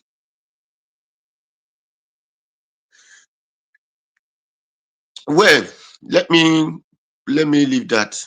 For the erosion in Nigeria, anyway, I'm always saying this thing. It's not only in Nigeria, but I will use example. There are many factors that cause erosions. Nigeria don't have a proper structure. That is, entire Nigeria don't have a proper structure. That's number one. Then number two, the people that are leading the I'll country. do an flood, not erosion, flood. It's however you could give the name, concern me. Na rain when fall, na in district. Not be Black Panther. Not be rain when fall district. Yes, now so rain will fall. So whether flood or erosion, now the English where they bring cannot be my language. So the thing is, what we call gutter in Nigeria is laughable. That is not how you take away erosion or take away flood, however you call it. That is not how you do it. Those things that they are doing is very or too laughable. Then that is number one of that. Then number two, the reason that those things will keep happening, it is because what we call development. Many people have, I think in Lagos is where you go and carry sand and cover where they now say they want to do island, they want to do banana land, they want to do Moki land. Is it not in Lagos they are doing it? Then those erosion that you are driving away or you are blocking their way to Atlantic Ocean, then where did you expect they will remain? Because you have told them this is their path. You tell them, no, we don't want you to go there. Then that means they have to live with you. So when people just get up and say we are developing in the name of this, just like what they are crying they do, they are developing. You develop nonsense because there are areas you don't need to go. Then you not go them because you go there, you did not have a proper plan. You shout at the government, state government, you did not come and do it. Where did you give that state government the money that you're going to remove that erosion or fraud from you? Where did you expect him to go and see the money? To go and be looking for a country that will borrow him money? The little they borrow to them to do something, do they use it to do the thing? No, to talk of when you that just open your eye and to go and block erosion. The place they're supposed to plant tree, you remove the tree, you put concrete, you block the area. Did you know that the taproot of tree do suck water? Those areas that you are using cement to block, calling it interlocking tie, this, that, you are giving it sweet name. Are you not among those who tell those erosion to stay on the road? So anyway, then there are other factors, what we call development that we are doing in white man world. You know, every day they are manufacturing sheep, they are producing sheep, they are producing canoe, they are producing this thing. Where are they putting it? On top of water. They put it in Mediterranean, they put it in Atlantic Ocean, they put it in small lake, they put it in everywhere. We are calling it development. Did you not know that it has side effect? Have anybody put water in the basin or put water in the bucket? Then start going and put heavy something on top of it. What will the water do? It will float out because that heavy things you put on it want to press down, then the water will be evaporating. All these things are more what they are calling, people are crying today. They call something, what do they call this thing change? Climate change. Oga Odua, sorry, 1 second. Oga Odua, don't Yes. you think that, when they forget climate, nothing like climate change, don't you think that Atlantic Ocean they need to dredge that water down to the eastern bloc where they will have a sea path to the Atlantic Ocean so that the water that goes up will flow? There will be an expansion. Don't you think that's the solution? I'm telling you, I told you that. Solution that you are talking about, Mr. Black Panther, the investment is not a joke. I told you that the people that are leading us doesn't, and the way they are doing gutter, that is not how it's supposed to be. If I show you gutter here, what they call gutter here in Italy, the one they use to call direct water is like Ibuba River, is wider than Ibuba River. So by the time you channel But water to this place, Odua, you cannot use Italy to make no, example. sir, is this will More developed. it's Italy not by na old city, development, a very sir. old city. It's You not by need to go see their. You need development. to go see Listen, their road sir. there. Their road now It's, one eternal. it's not by Na rock, development. na rock they take build their road. Rock. They put am for ground. Interlocking rock. Black Panther, it is not by the Italy is an ancient city or development or this. No, it is because people that live here have brain to think and say this. If we do this thing, will be good for us. Nigeria doesn't think. That is why if you give person go and do something of 5 naira, it will keep 4 naira in for himself and it will be used 1 naira to do it. Exactly. You are right on that 100%. They can never ever be trusted. Let people speak so that we can have a final submission of everyone together. But Mr. Tony is on the phone. Tony Africa, thank you, sir, for calling in. You have only 2 minutes. Quickly talk to us. 2 minutes, sir. Yes, sir, because it's a late hour. Yeah, thank you. So anyway, sir, just there, black and white, if we say we are equal, we shouldn't be looking at that is developed. Give me a chance. There are people that are well qualified Nigerians, black people, but it's just lack of a government to organize the things. So you know what I'm saying? So nothing like say Italy is more developed. When I go to Germany here, they are still doing their own small to today. So they are just improving every day. And then this question, not only for you, sir, from other platforms, they will be saying, oh, Nigeria is just 60 years old. It's just stupidity. Why are we not comparing ourselves to all the Singapore, India that also gained independence later on? There were other slavery. They even tortured the Indians more than the Africans. Okay, sir. So then to this guy that called in, you know, the way we try to do our this thing, we have to be very fair. That guy didn't say that you live Lagos. You know what I'm saying? After all, where you are living there is a Benin local government. You know, I'm always at the other platform, you know, fighting for that. Etiosa local government. Etiosa, others are Balende, all are Benin names. Others are Benin names. Okay, you know what I'm saying? Others Oba for Ikeja, that is a Benin name. You know what I'm saying? You know, Agidigbi. You know, so maybe not they talk that one at all. What the guy was saying is that if Anambra State was that okay, if Obi actually did well there, like Donald Duke did, if you see what he did in Cross River, you know, in Akwa Ibom, Obi did not do nothing to show that we can live there. That's what he's trying to say, that that why is he coming to live in Lagos if he actually did well? Let's forget about all this turning primary 1 to 2, bringing the secondary school this thing to first class or whatever. We are talking about something tangible. Development. Oka was looking like Benin City. You know what I'm saying? So Obi did not do nothing to make it. Why you not go live there? Why you not go live for that place really? Why you not live for Lagos? That's what he was telling you. He didn't tell you to move to Anambra, okay? Because Anambra they not do well. That's why you know there's a no verse. But he did not present it the way you just presented it. He was attacking me now. Yes. I know, because the guy was coming with annoyance, you know, but at the end of the day, Obi is not among the best governors that have ruled that country since 1999. It's not among at all, because we are talking about Donald Duke, we are talking about this David Umahi, hospitals, we are talking about Fashola. Thank you, sir.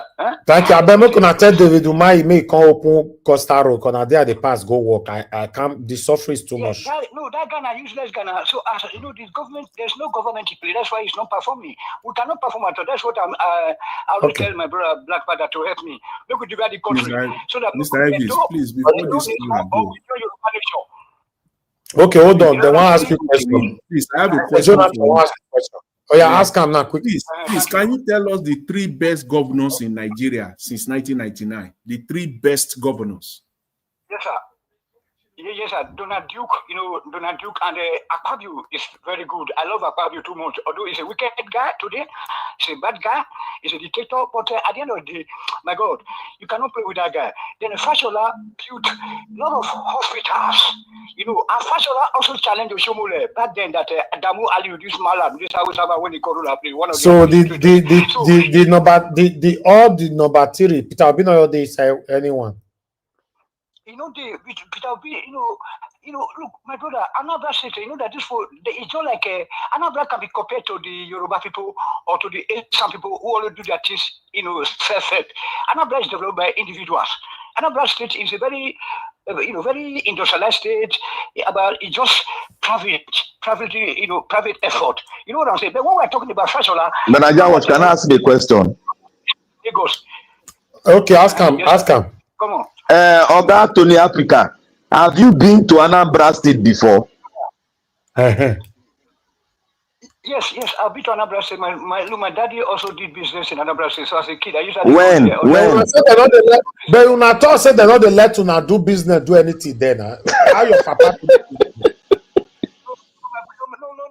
my father did not get a land, but he couldn't get a land there. But they let you do business. Yeah, they let your papa do business there. How do not let them do business? Let me tell you, not only my power. But so una don't fair call this place before say Igbo people not they let una enter that side. No, Look, I love Igbo. Look, my girlfriends are Igbo, and then your girlfriends. My food now majorly Igbo. Igbo food No wait. Let this man go, I beg. So Tony Africa, you get girlfriends. Oh my God! Somebody, man.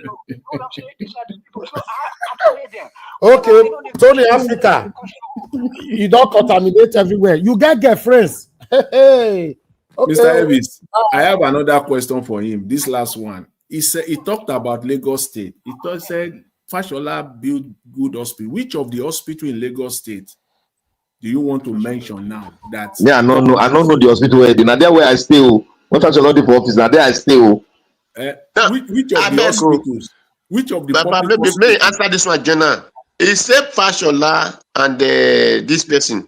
That means Tinubu, when they say build Lagos, Katam as one of the best governors. Answer to the Africa. Okay, all right. More I'm not asking, yeah, beg. No, make it talk, my comic relief. Make it talk, I beg. German quality hospitals, but they didn't equip them. The lack of continuity in Nigeria system. All those ambulances, you know what I'm saying? Everything was functioning under Fashola. Fashola, then Donald Duke of Cross River State, and then this Akpabio. The rest now war. Okay, now Tony Africa, before you go, the best three governors in Nigeria, no one even come from our state, Edo State. Why now? What I learned is that my close people from Benin, they told me that this Oserime was very good. They said that only that Adamu Aliyu, when he came, they told you. You know your state again. They told you. I beg. So Obaseki is not top three. No. Obaseki was able to set up still our money due to his friend to come and set up an industry, which is also not so bad. You know what I'm saying? And if you look at this e-governance, hold on, sir. Hold on, sir. E-governance, this man that is here now is just make a no go to cause him. Say that as stupidity because he should have continued with this. But they say they say Edo is shining now. Don't mind that look, even this man Eddie Murphy Idarosa. Yesterday I put his vision on our Nigerian watch. He's a very great guy. The same one that the same father is criticizing the government. Okay. Calling his brother. I said, so maybe say this bobo they listen to you. I said, now this man, this is what you always say. So this is what you always say. Ogana Joe say it as it is. Don't say that now your brother. Eddie Murphy Idaosa has been torturing his brother since yesterday, sir, terrorizing them. He said, what did they do? Somebody died. He said, look at person motorcycle enter this that he goes enter water for Esa, he died. He said, look at Bini there. He said wait they stay. He said no nonsense nine brother they do. He said that made they ready. He said they're not look, that's kind of people that we want. If I say they listen to you. But the other guy, when I say na slave, what do they call it? Iranomigo, make a your calling it because I will look for a way to call him. You know, that's why they say that Edo Shani. It's stupid. All they call a Google. Oh, you mean the dwarf for Texas? Yes, that guy, say he's so irritative. He will come to the platform. Oh, yes, today now, I get breaking news, idiot. Oh, where will I beg? Are they hungry? Oh, okay. Are you referring to the dwarf in Texas? Yes. Oh, that the guy, dwarf. Okay. If to say, I feel use, if to be correct as I forgot block. Okay, thank you. Thank you. Tony Africa, you know, answer my question. No, I say, what did Tinubu do for Lagos? You know, can't Tinubu as one of the governor? No, Tinubu is just there for his own selfish. He's just there to make money. The way Agbada, you can see now that Tinubu was not a member of Rotary Club. You know what I'm saying? He was just an admiral now. You know what I'm saying? He was not a member of any society, secret society, because I grew up in Lagos and Ibadan. We have people with secret societies, Amoku, Rotary Club, etc., St. George Hall. These are people that have money. They will think about the people, the ordinary man and ordinary woman. If you go to Kenya, this hotel there, you know what I'm saying? So airport hotel, you see that they meet, they go to St. George Hall in Marina, they meet, they think about the people. You go to Double, you go to Ijebubo, you go to all right. village. Thank you. We need to go now. Industries. All right, sir. Yes, sir. That is why I'm very lucky to have been educated in the Yoruba land. Thank you, sir. We are Yoruba also now. Now, let's move on. Good damn it, a good dad here. Okay, sir. Thank you, sir. Okay, thank you. Thank you, Tony Africa. Wahala. Tony Wahala. Now, so Augustine, they call her Tony Wahala. Anyway, I appreciate everyone. That guy, make he enter out. Mona lock his door. Okay, yes. Mona lock his house to wait the key. Okay, let the last two people talk. Then we have a talking amongst us. From Mama A show will be a talk amongst everybody for 1 hour. Then we'll round up. But now I want to allocate time for Ole Oga CM and Madarita. Then from there we have a final submission. Now inside final submission, Mama A show and Alabo go there. Thank you, Oga CM. Final submission. And now inside there you go talk your anything you want to talk. I go talk now before I enter final submission. No, Mama, no, you come late. Papa. You dey chop black soup. You not come. Thank you, ma. Because I come.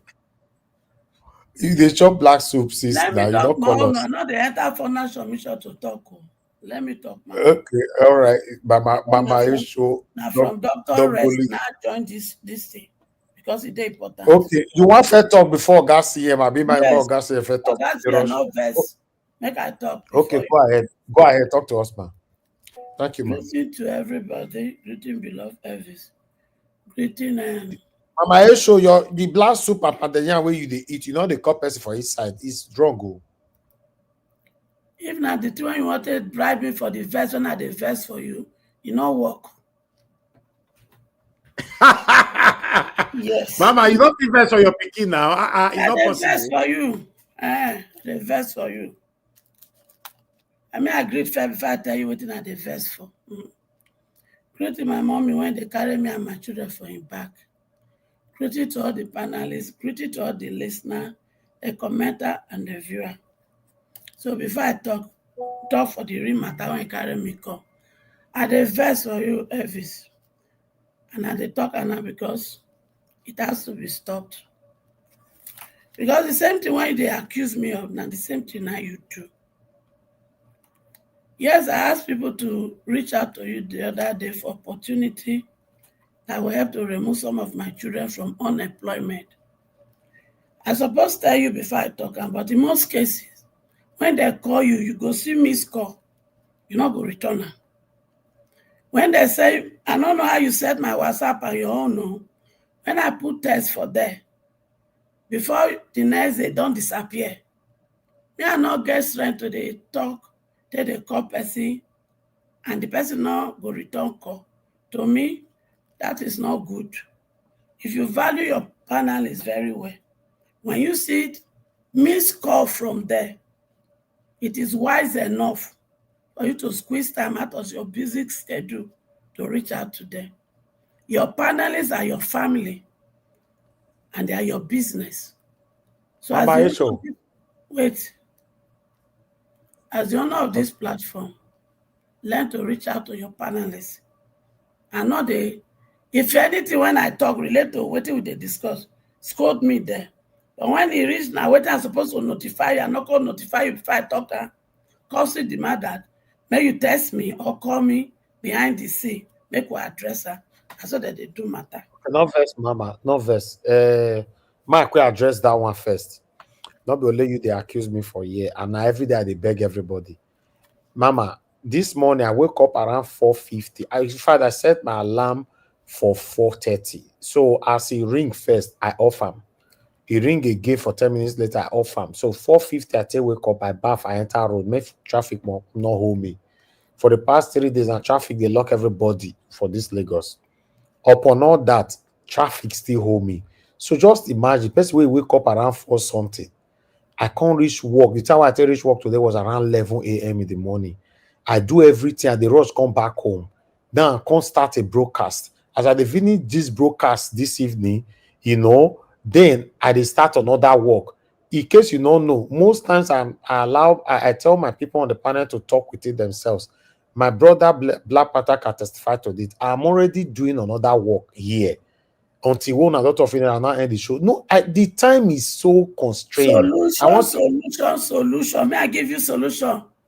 Unemployed driver. So that when you do for them, you go see they do your work. Employ driver. I don't see money to the pay driver. I don't see money. It's not easy.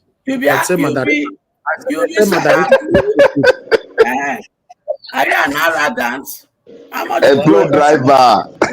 No, if Madarita says you they pay, you they keep money for bank too much. Go employ driver. Okay. Are you a Tinubu? Are you a Tinubu? Now me and Mama they talk for you. Mama not call you for this matter. Why you don't close the door? More that talk. Who be that when they talk to my pikin and need a match break? They're not calling you to this. That you be Boromiro. All right, we don't yarn that one finish. You see, the next year when I want yarn be this. All of now when they always they use Nigeria is a young country. He's just 60 years old. Some of them when he done 60, when I don't born pikin when he don't marry. When I don't be grandpapa, and I don't even be great-great-papa. And when I say they use the word, he's 60 years old, if they born you, and you be 60 years old. Mama, speak. I support you for this one. And they born you, or you born pikin, and the pikin be 60 years old. He never waka, he never crawl. You see they suck in your wife breast. You know, because when you turn up, I mean you cut the pikin neck, because the place where they do Bobby in the night, the pikin say they take out from you. Will you like it? So now they use that one, they defend foolish things. By now, the name one I call una say, una be fly eagle, una be giant of Africa. Fly, una not fit fly. Even chicken says, I be the fly person now. Una not the shame at 60 years. Una say, una be giant of Africa. Hey, Baba, compare yourself to other African countries.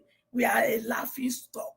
So those of you, especially those in abroad, when they take and they compare now wicked, you they enjoy another person country. When you use 60 years, they make beautiful. When you they enjoy. Instead of speaking the truth, you go sit down for your kelebe chair, you go dey yakpata. It's not good. You hear? Because at this myself, I don't want to repair Nigeria for me and my children. And they give una time, because a time will come, men, I go down a neck like this, like a chuba, because God give me and my children to you people to do what? To build a better Nigeria for them. Una go allow useless men, they enter there, they begin to destroy Nigeria, destroy us. So they don't destroy at this to this point. And una men and as they sit down, they talk, they yak, but I say, hey, just 60 years old. Maybe I match that break, because this journey when I did for my children, so I not care who I go offend, because una must join me to repair Nigeria and put them for my children's hand, whether I like it or not. Having said that, all of you in Anambra State, man, I hear me very well. Make una hear me and hear me very well. If you people come from Anambra State, home and abroad, if you don't win Anambra State, one of the claim say una be obedient movement, and Peter Obi too. If you an obedient movement don't win Anambra State, una go get me to contend with. Now they hear me? Anambra State, home and abroad, please, Mr. Peter get you Obi, hear me. Whether you don't go sleep from today, go. You better not sleep, Mr. Gregory Peter Obi. Begin to go follow that your candidate when you choose for my children. Begin to follow bumper to bumper, village to village, community to community. Make you tell them, say, now waiting, my person when you support, make them win Anambra State. Because Mr. Gregory Peter Obi, if they don't win Anambra State, I go join APC. I go join them to mock you very well.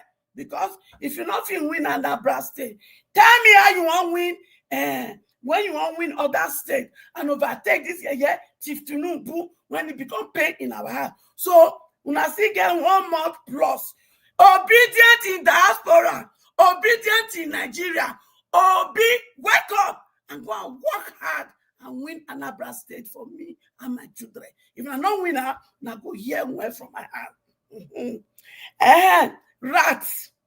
Remi Tinubu, you see that money when it in your hand, 20 billion plus still counting. You not go use that for National Library. Hear me and hear me very well. Remi Tinubu, that money, take and collect, remove all my children from the streets of Nigeria. Take and remove all my people from the street of Nigeria.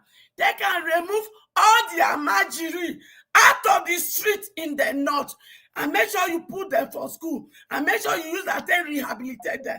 Because anything,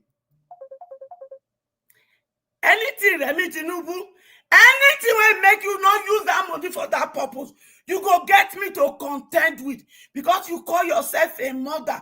Oh, you want me to sing for you. I mean, let me buy. You want me to sing for you. Now, I'm happy this, so we not. If you want that song, Remi Tinubu, use that money to remove all my children from the street of Nigeria. Use the money to rehabilitate them. Use the money after rehabilitation, as soon as they do for Boko Haram. Use that money to make sure you empower them and let them be productive. Anything short of that, Remi Tinubu, you have Mama H.O., the mother hen, to contend with. Senior boyfriend. You see, senior boyfriend, your matter just a tire me. Your matter is a tire me well. It be like say, your circle of fans when surround you, they tell you lies. And that lie when they tell you, you're going to go to disgrace yourself up and down. Senior boyfriend, if you want really sabi say, now lie these people they tell you, I want you, no carry plenty. Who will be this that disturb me? Senior boyfriend, not my I want your picking they call me like this impulse. Senior boyfriend, here one thing. If you don't want really find out what thing you don't do, 3 years counting, 2 years plus counting. If you want to say whether you really impact the life of people with all this plenty money when you say you make for this administration, no carry plenty entourage. In the night, make you disguise yourself. Make you begin to work out from inside Nigeria, state by state. Make you see how your money, when you say you don't give the governor, make you see what they can do. See, no, boyfriend, let me tell you the truth. That money when they give them, they're not they take and do any development for my children. They're not they take and make any good impact for their life. You know what they use the money to? Who is this? Oh, no. What did they do to me?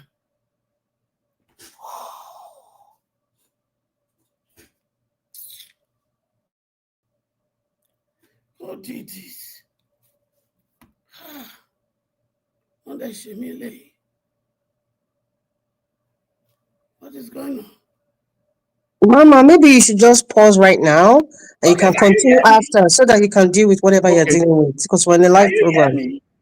Yes, I can hear you, ma. Okay. I don't know one which is always that they come to here. Now they hear me.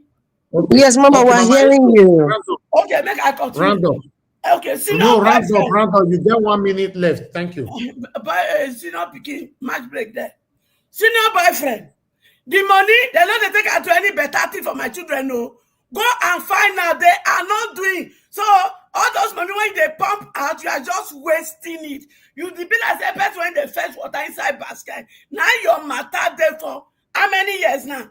2 years going to 3 years. That money is not making any impact in the life of my children. Senior boyfriend, you tell my children say if you not do well, make them not vote for you. Okay. Senior boyfriend, make we do it legitimately. Tell all your people when they rig election for you. So that those people make them not rig election for you. So that we go into 2027 for free and fair election. To prove say the thing when you do is not good. Or the thing when you do is good. If you feel proven, my children go vote for you if the thing when you do good. But if you're not good, by 10 a.m. they don't send you packing. So senior boyfriend, wake up and let's do the needful. Finally, I go talk you right for the next news. Finally, back to the Anambra State. You must win Anambra State for me and my children. Peter Obi and Obedient Movement. Thank you and God bless us. All right, Mama Isho, God bless you, man. Thank you very much. Let's hear from Ogasim. Ogasim, it's good to have you on the show. Good evening to you, sir. Talk to us. Good evening, Niger Watch. Good evening, everybody. Yes, sir. I think the time is fast spent. Actually, thank God I'm lucky today anyway, just to meet you still in session. I greet each and everybody, those listening wherever you may be. Yes, I think I saw the somewhere else the flooding in Lekki. I want to use it to highlight the character. Let me use it to characterize a typical Nigerian rich man. Though this is not I'm not giving a cast iron characterization, but the way I understand it. Yes, Jonathan was right when he said this Lekki was former Morocco in those days. If you notice, when the white people came during the colonial era, Ikoyi was the planning the way it is. They planned it knowing that that is what it should be. They did not go beyond the Ikoyi, or at most, it was post-independent, they started going towards Victoria Island. But Ikoyi and Victoria Island was that is the area they felt is habitable. The other areas, like this Morocco, they felt these are close to the sea, they can't really feel it. Even if you feel it, there's going to be a repercussion in future. So they left it that way. Let it be something like where you have, I've forgotten the way they describe it. It's like a delta from where ocean, the debris is quite a very, very bad. But trust Nigerians. What they did was, when the colonial powers left, Nigerians occupied the Ikoyi. They needed house help. So the house help coming from Sulere or maybe mainland was quite far away. they started living in shanty. Nigeria started one after the other, started putting shanties around that Morocco area. Before you know it, people started living there and then being a houseboy to Ikoyi, or to Ikoyi big men, and then be working in Lagos Island. So that was how the place grew up. Now, during the time of Colonel Raji Rasaki, former governor of Lagos State, it was who now felt that some big men want to live in Ikoyi, and Ikoyi, the way they see it, they felt that houses are expensive there. Why can't they develop? Because everything is military fiat. They went and drove away the poor people living there. When people were living in that Morocco area, the poor people, flooding is there because you will hear people will leave Morocco and they move down to, because somebody living at Morocco means the person is lower class, or maybe the rich, the poor people, the poorest in Lagos. So what they do is that when their houses are flooded because they are shanty shacks, anywhere where they can all upgrade a little should be Ajegule. They come down to Ajegule. You see people from Morocco, they are coming to Ajegule. So at their houses are being blown, maybe Atlantic wave, so many things. So, but these people came. This is where Nigerian greed starts. Rather than they doing exactly what should be done, if they want to occupy, they didn't do it. All they did was just to sanfill the place. You build a house, you sanfill, you build a house. Okay, we need a road to get in. They then start constructing road. So that place is an ecological disaster. It's just coming. It's an ecological disaster. What they felt they could do, because Nigeria, the way they reason, they felt if we can stop the ocean wave from Bar Beach, then we are safe. Not knowing that rain will fall. That's what they call a relief rain that falls in Lagos or in this part of the world. I read geography, which is hungry and dry air ascends to the atmosphere. In rising, they become cool and can no longer retain the water vapor. Condensation will take place, then there will now be heavy rainfall. So that's what you have there. In the Mediterranean, you have a orographic rain, they call it. For those that study geography, I remember. So that is the problem. The only problem, to solve it, is that that place could be evacuated. What they could have done, if doing it now, it will cause massive dislocation, because they've sunk in billions of naira or millions of dollars over there. What they could have done was to do what they call man-made canal. Deliberately, they just carve a portion of land, call it a canal, and then drain the water, make sure that all the drainage goes into the Atlantic, and it will be very far away. But Nigeria, nobody wants to do that. So that is the problem they are facing now. Remember in 1990s when they sanfilled Morocco, maybe 30, 20 years, 20 something, 30 years later, this is what we are getting, or 40 years later. So this is just a beginning. For those who want to live there, it's better they relocate, because that place is a danger something. Coupled with climate change, they call it, you never know the extent it will go. So that is as far as it goes. People that read geography or oceanography can say more about it, because that's what they call the balance of nature. You cannot alter it. If you dare to alter it, nature will fight back. So that is what he's trying to do. Unless you do it in a way that you sacrifice a lot and then give it its natural route. If you go and block where waterways, it will come back. No matter how you feel it, no matter the type of building, it will continue. And they will be weakening the foundation every year. So that's about that. Then on this National Library, I want to use this as a commentary about the decayed nature of Nigeria. Obasanjo conceived the National Library in the year, I think 2001, or I don't know, but during his first term or thereabout. Yes, a laudable project that is part of Abuja Master Plan. But in doing it, Nigeria, and if you check now, I wish somebody can go through the budgeting every year since then.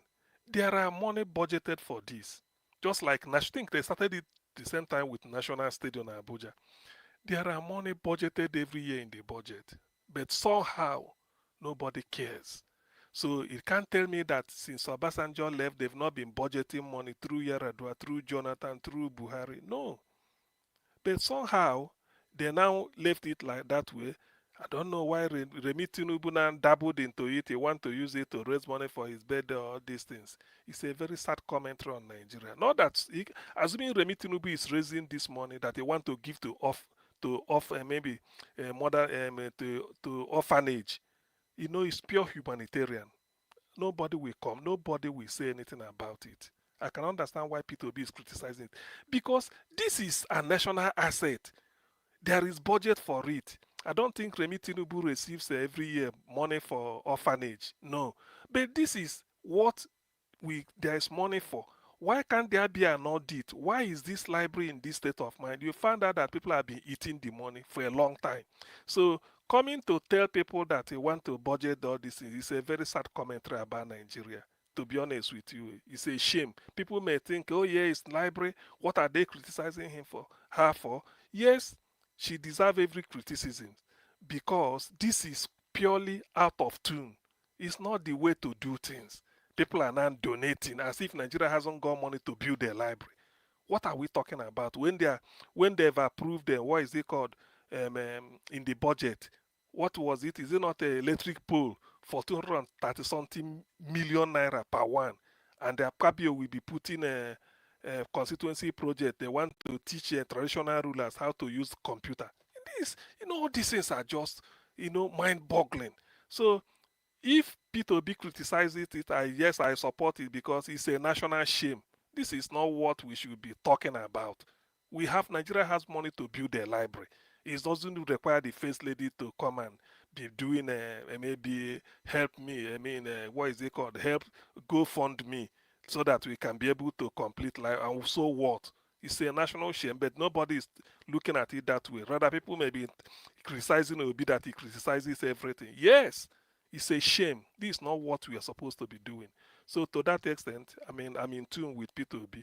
Remi Tinubu, if you are using the money for different orphanage all over the country, I support you. As a first lady, you do something like what most first ladies do, silently behind the scene, but you use it to touch lives. But for library, for what? So that is, to me, is a misplaced priority. And I don't, if it's to carry, if it's for PR stunt, to me it has fallen flat on his face. That's one. I think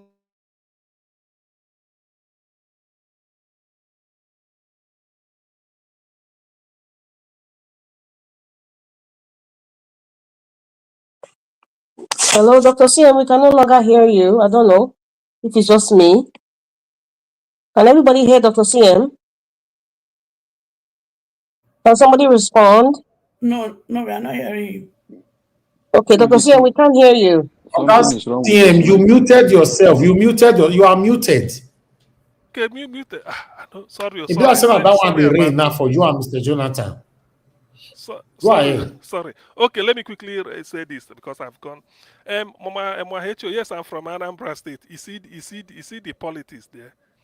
The candidate, to be honest, I will have to be honest, that should have given Soludo a run for his money was Valentine Ozibo. I don't know what happened. I think we finished him here the day he left P2B and then joined the APC in the hope that they will butter his bread there, and he wasted it. This man that they are fronting, to be honest with you, Obi will raise his hand, but he won't win. Our people are so critical when it comes to that type of, because they will look at the person. The man has been contesting before. Since P2B, he was contested with P2B in 2006. Can you imagine? He's still in the race every 4. So he's not that good. We know he's not. But because of, and these are the people that made it impossible for Valo Zibo not to be the candidate for Labour Party, because this is Labour. We are obedient. We have, naturally we, we have the flair for. But these are the Buccaneers that we are in Labour. They felt that who is Ozibo, a young boy of this thing, because he's so obedient. They frustrated the guy. He left, but he should have stayed there and then battle it out because he will have the same party. But it's now sort of a fait accompli because the man now, Ozibo left for APC. In APC, he couldn't get anything. So it's like his political career is in limbo now, sort of, because he's nowhere. Now, the guy that Labour Party is bringing, why they moved out to Ozibo, people now develop cold feet because they know them. These are people that have been hobnobbing with so many. So although Peter Obi will come as a person, raise his hand and talk, Anambra will still have 1 million respect for Peter Obi. They say, Okute, this one no go fly. Forget about you have to do it because of party. Peter Obi we must come out. He can't go and support APG or any other party because he has to play the politics of the party. But the guy that is the person they are bringing in, people will look at him and say, no, this one failed. If they can't give us a better person, we won't. Wait, so that is what is likely to pan out. Yes, please. Excuse me there. You see, that is where I'm going to fault Mr. Peter Obi and fault the obedient. You people have 4 good years. 4, okay, maybe 3 years, because obedience started 2022, 2023. Good. You have 3 years. 3 years to have resolved whatever that is going on inside obedient and be able to have come up with somebody credible enough to do. But you see, all this your story, I go put that for pocket, because if you don't win Anambra State, obedient movement. With who now? No, with who?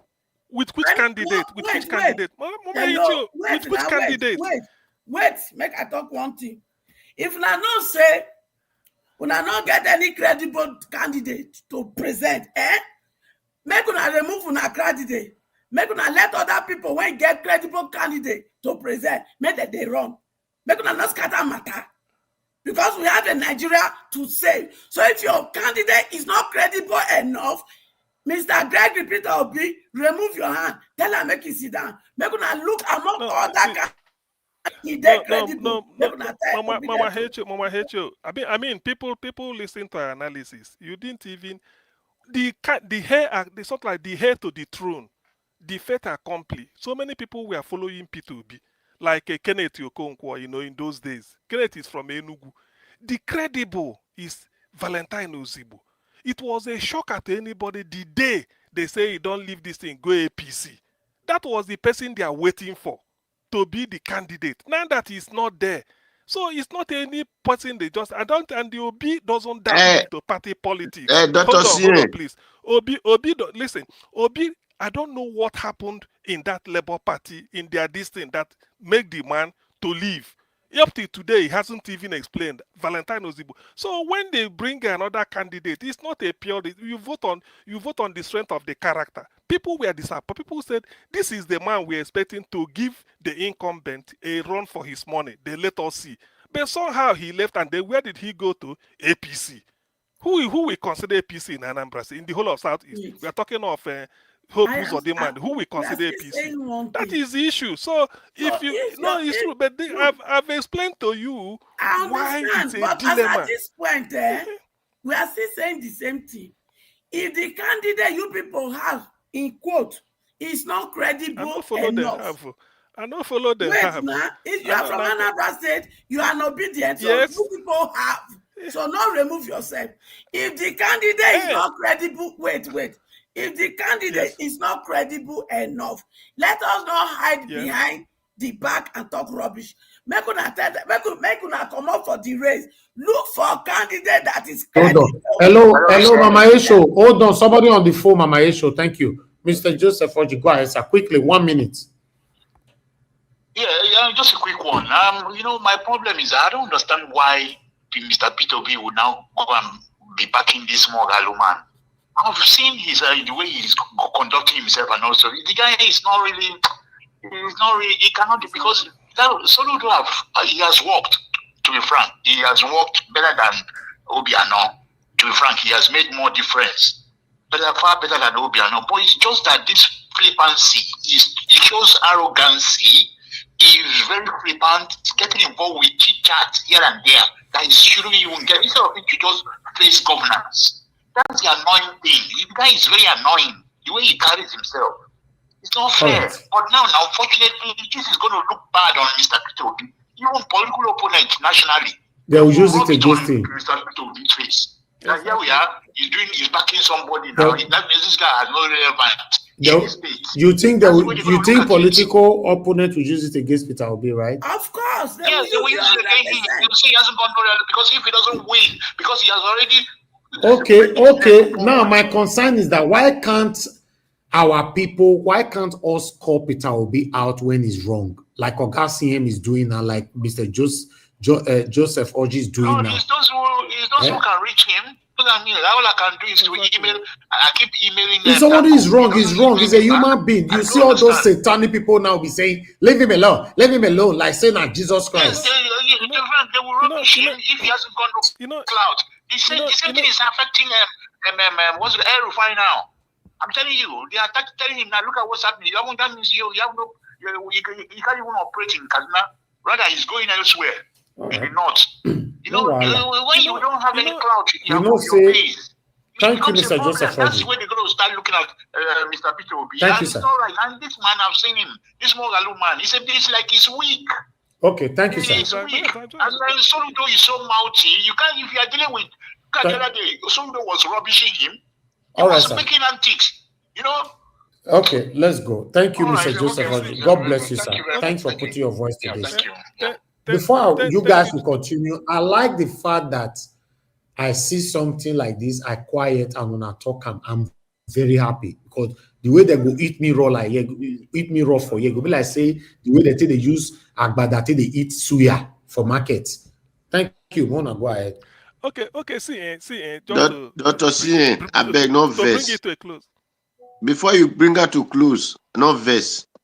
Mama Hecho, thank you, but let me correct that plate. No be obedient, they bring her come out. The party way for come out, not be obedient party. The party way come out na Labour Party. So because Peter Obi is in Labour, that is why he had to play along with the Labour. Since then, did you not hear that the Labour have problem? So the obedient did not have problem. It is the Labour Party that have problem. If Peter Obi go to any party today, the obedient will go with him. So don't put us with the person that is coming out in Labour Party. Thank you. The thing is this: you people have no excuse at all because when 2022, 2023 happened, you people should have known one thing. A good leader, as Peter Gregory Obi, since you people, the mess happened in 2022, 2023. As soon as it happened, Mr. Gregory Peter Obi was supposed to bring together some of the people that are in the main front during the election. Take them for a retreat. Sit down with them. It has happened, my people. What did we do wrong? What do we need to do to move forward? Tell me where I didn't act well. Apologize, repair the house before this very time. That was not done. That is why this yama they happen. And that is not a sign of a good leadership. Let me say what I want to say, because in Labour, like Odua, I think you are about making my point. The heir apparent was the Valentine Ozibu. That's what people were waiting for, that Labour Party will bring. And really, he was among, leaving this Mogalo that is going to be governor. How many people saw him? Mogalo decamped from APC or PDP to Labour because of the popularity. So when they were doing, Dr. Obi was going campaign, it was Valentine Ozibo behind him. Mogalo was nowhere. I think Mogalo hasn't entered Labour Party. It was afterthought that he came in. I don't know how. Whether you see, that is one thing people should understand. So Mogalo wasn't there. It was Valo Zibo. That's why when Valo Zibo left, in circumstances people do not understand. Everyone was shocked. Say, how can this man leave Peter Obi and Labour Party and move away? And he went to APC, and he went in the hope that APC will give him ticket. Now APC didn't even give him ticket. He's nowhere. So how then is it the fault of obedient? It is not. What goes in party, they will select. So this guy that came in, that's what people are saying. So is it because of to be the governorship candidate of Labour Party that they displaced Val Ozibo? And then the Val Ozibo who they displaced, this man coming up is a nobody. Obi will raise his hand quite all right because of Labour Party, this thing. But in the end, he's not going to. People won't vote for him. They're already criticizing him. People expected values. So in that case, you can't just mass hysteria. Then you feel that is the no. It's something they present. That's why if you present a candidate, it's not good. I don't know what goes into Labour Party, but I'm obedient. Obedient are spread even in PDP, APC. Some are obedient. ADC, some are obedient. Labour Party is just a vehicle. Like somebody said, if Obi leaves, say na XYZ, now every obedient will move towards him. So this idea that in Anambra State is ab initio, is what they call it, a date on arrival, or maybe the fait accompli. Soludo will have an easy ride, not because there wouldn't be anybody to challenge him, but the people that are coming out because of that suicidal mission of values, which I can't explain. I don't know what happened. And I don't think he has been able to grant national interview to explain what happened. I don't know. So because he left and they were disappointed, you worked with Peter Obi when Obi was in the field. Everybody commended you. They are seeing you behind him. So what happened? Why did you now leave him? Leave the party? Go to APC to be looking for what you could have gotten under Labour Party? I don't know what happened. Something happened. And the APC disappointed him. No, I don't know. That's why I'm saying I can't say what I don't know. But somehow, I know he left. So because he left, now I'm coming. Because he left, it does not mean that whoever anybody brings out in Labour Party answers obedient, then everybody will troop and vote. I don't think so. Now, I don't. Obi will raise his hand to fulfill all righteousness. Obi will raise his hand to fulfill all righteousness. But Mr. But it is party now. Wait. But it is his party. He is wrong. See, the kind situation find. Wait, let me finish. The kind situation we find ourselves now in Nigeria, this is not the time to fulfill all righteousness. Did you understand? Wait, let me finish. People see the way to. Mama hate you. The call that's coming, so that I don't want it to be a to and fro with me. No, Mama hate you. Anybody that APC bring out, they expect Tinubu as party leader to raise his hand up, whether he's part of bringing it out or not. That is the way politics works in Nigeria. So I mean, what? So why need to be raise his hand? You people will stop using my children's destiny to play gamble. Who be you people? Wait, who be you people? Who are you people? You joiner. You when they talk like this, you joiner. How? Because what are you accusing me of? What have I done? Hello. What have I done? Wait, relax. Next person, Madam Rita, is your turn, please.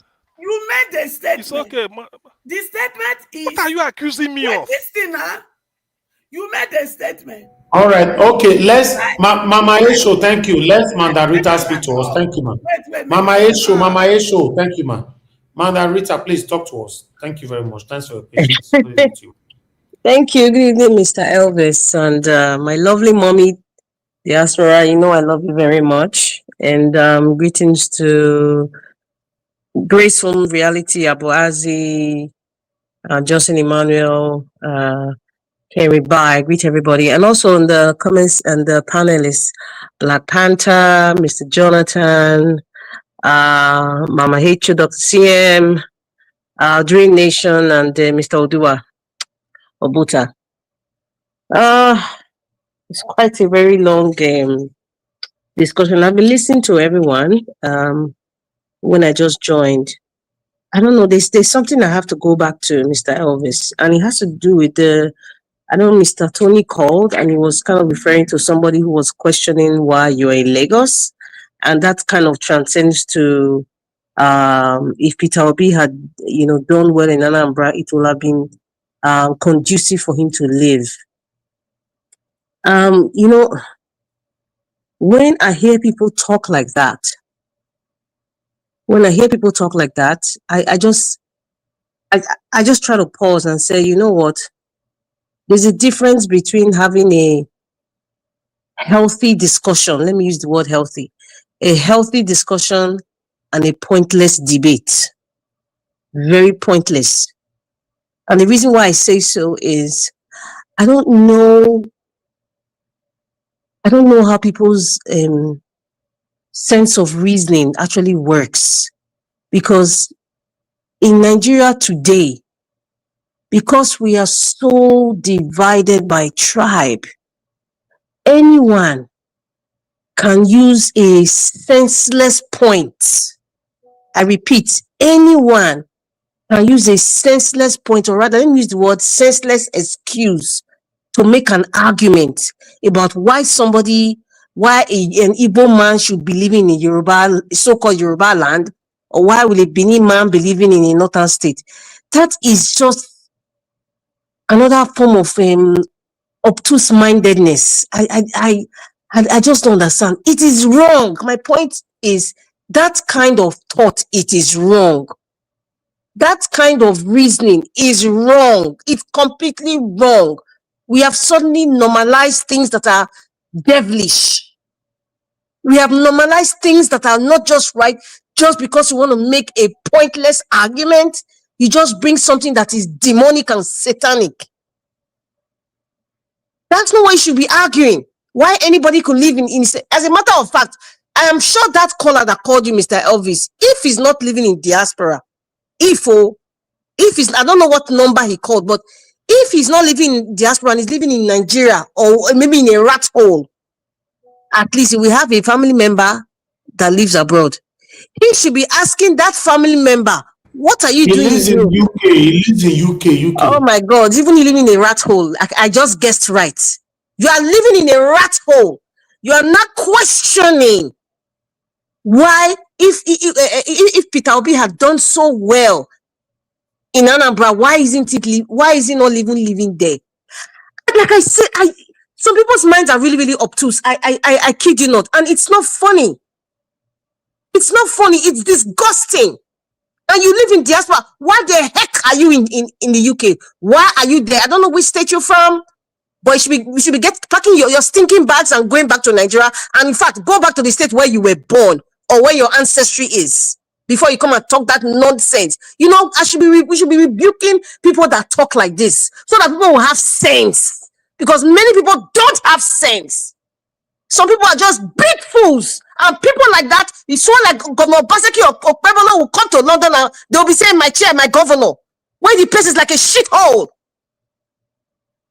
If they're not shut from our head, you know the year word. They know it's something, not the reason. Sorry, dear. It's not like a shithole, it's a shithole. You know, like it's not like Mommy diaspora. That is why please let me I just want to flow, please. Thank you. It's okay, ma. You know, we need to start rebuking people like this. We need to start doing that. What kind of reasoning is that? Why the heck are you in the UK? Ogakola? Why are you there? Let's start from there. Or let's call home office to take you back to where you are coming from. The shithole you are coming from. Is that the kind of argument you're arguing? Is that even a reasonable discussion? The British people that own the land, they didn't ask you, why are you living in the UK? Why are you even working in our land? If you are even working, why are you studying in our schools? If you are even studying, I don't understand. I don't know how people reason. Like I said, many people's brains are really, really obtuse. It's not just normal. And I keep talking about this mental health thing. It's not just people who live in Nigeria. We have Nigerians who are not normal and they live in diaspora. And that caller is one of them. And I'm not going to apologize for that because that's what it is. Because you people must get sense. You must in capital letter. You must get sense. Because the impunity has been normalized. Things that are abnormal. People have made it like it's natural. It's totally wrong to start thinking that way. I just had to pinpoint on like, who reasons like that? Why are you living in the country you are living in? Why are you living there? Then you don't have the audacity. Can you even? I don't know. Some people are not well, Some people are not well, and you know that's kind of reason is just wrong. It's just wrong. Don't do that again, sir. If you want me to talk to you like a kindergarten, I will tell you, don't do that again, Mr. Man. It is wrong. It is totally wrong. That kind of reasoning is wrong because you know what? What you say might come back to affect you because if you have children and they live in the UK, a British child will tell your child, go back to where you're coming from and you see how you feel or how your child will feel is the same stupid analysis you are making. Or what? In fact, have you been to Anambra? I have been to Anambra several times, so that's why I can confidently saying it. I did my NYSC in Abia State. I can confidently say it. A lot of people who talk crap, they've not even been to only. In fact, they've only been to 2 states in Nigeria, just 2, not even 1. From the village, they enter the plane. You just come and be talking crap here. Crap.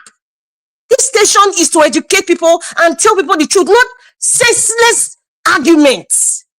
In this day and time, with what's going on in Nigeria, we don't have time for crap.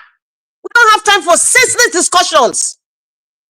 Uninformed people. That is why you need to listen sometimes.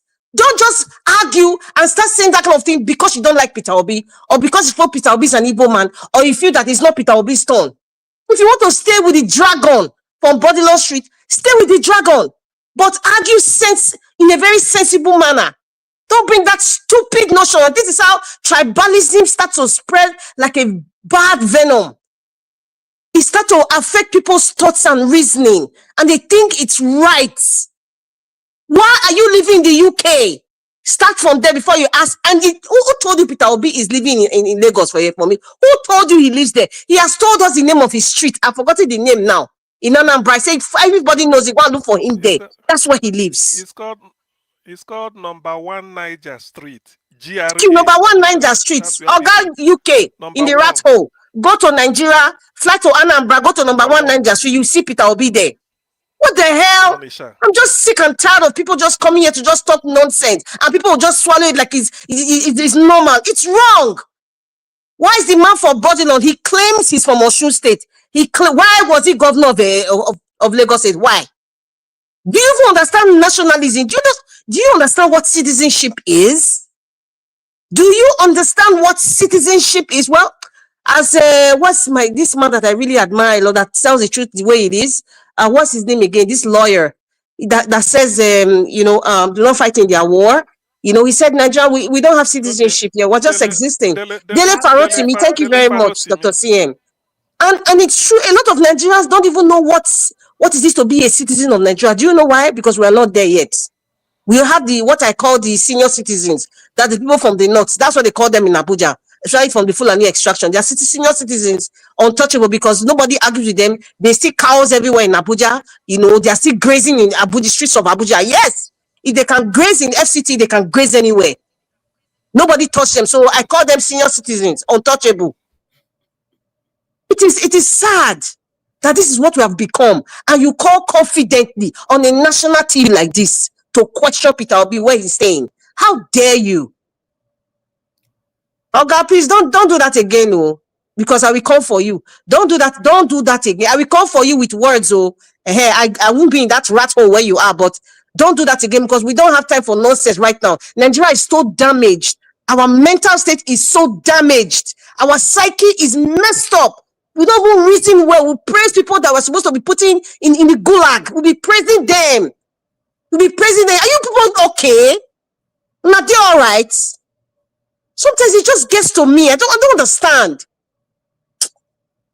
Let me move along. Don't try that again, Oga. And any of you want to try that nonsense will be questioning if Peter Obi did do another. Do you know how long Peter Obi was governor? But some of you don't read. You're just dullard. You don't read. When last was Peter Obi governor of Anambra State? When last? When last was Peter Obi governor of Anambra State? What rubbish. When he was there, the education number 1. Now they're number 33. You're not going to question that.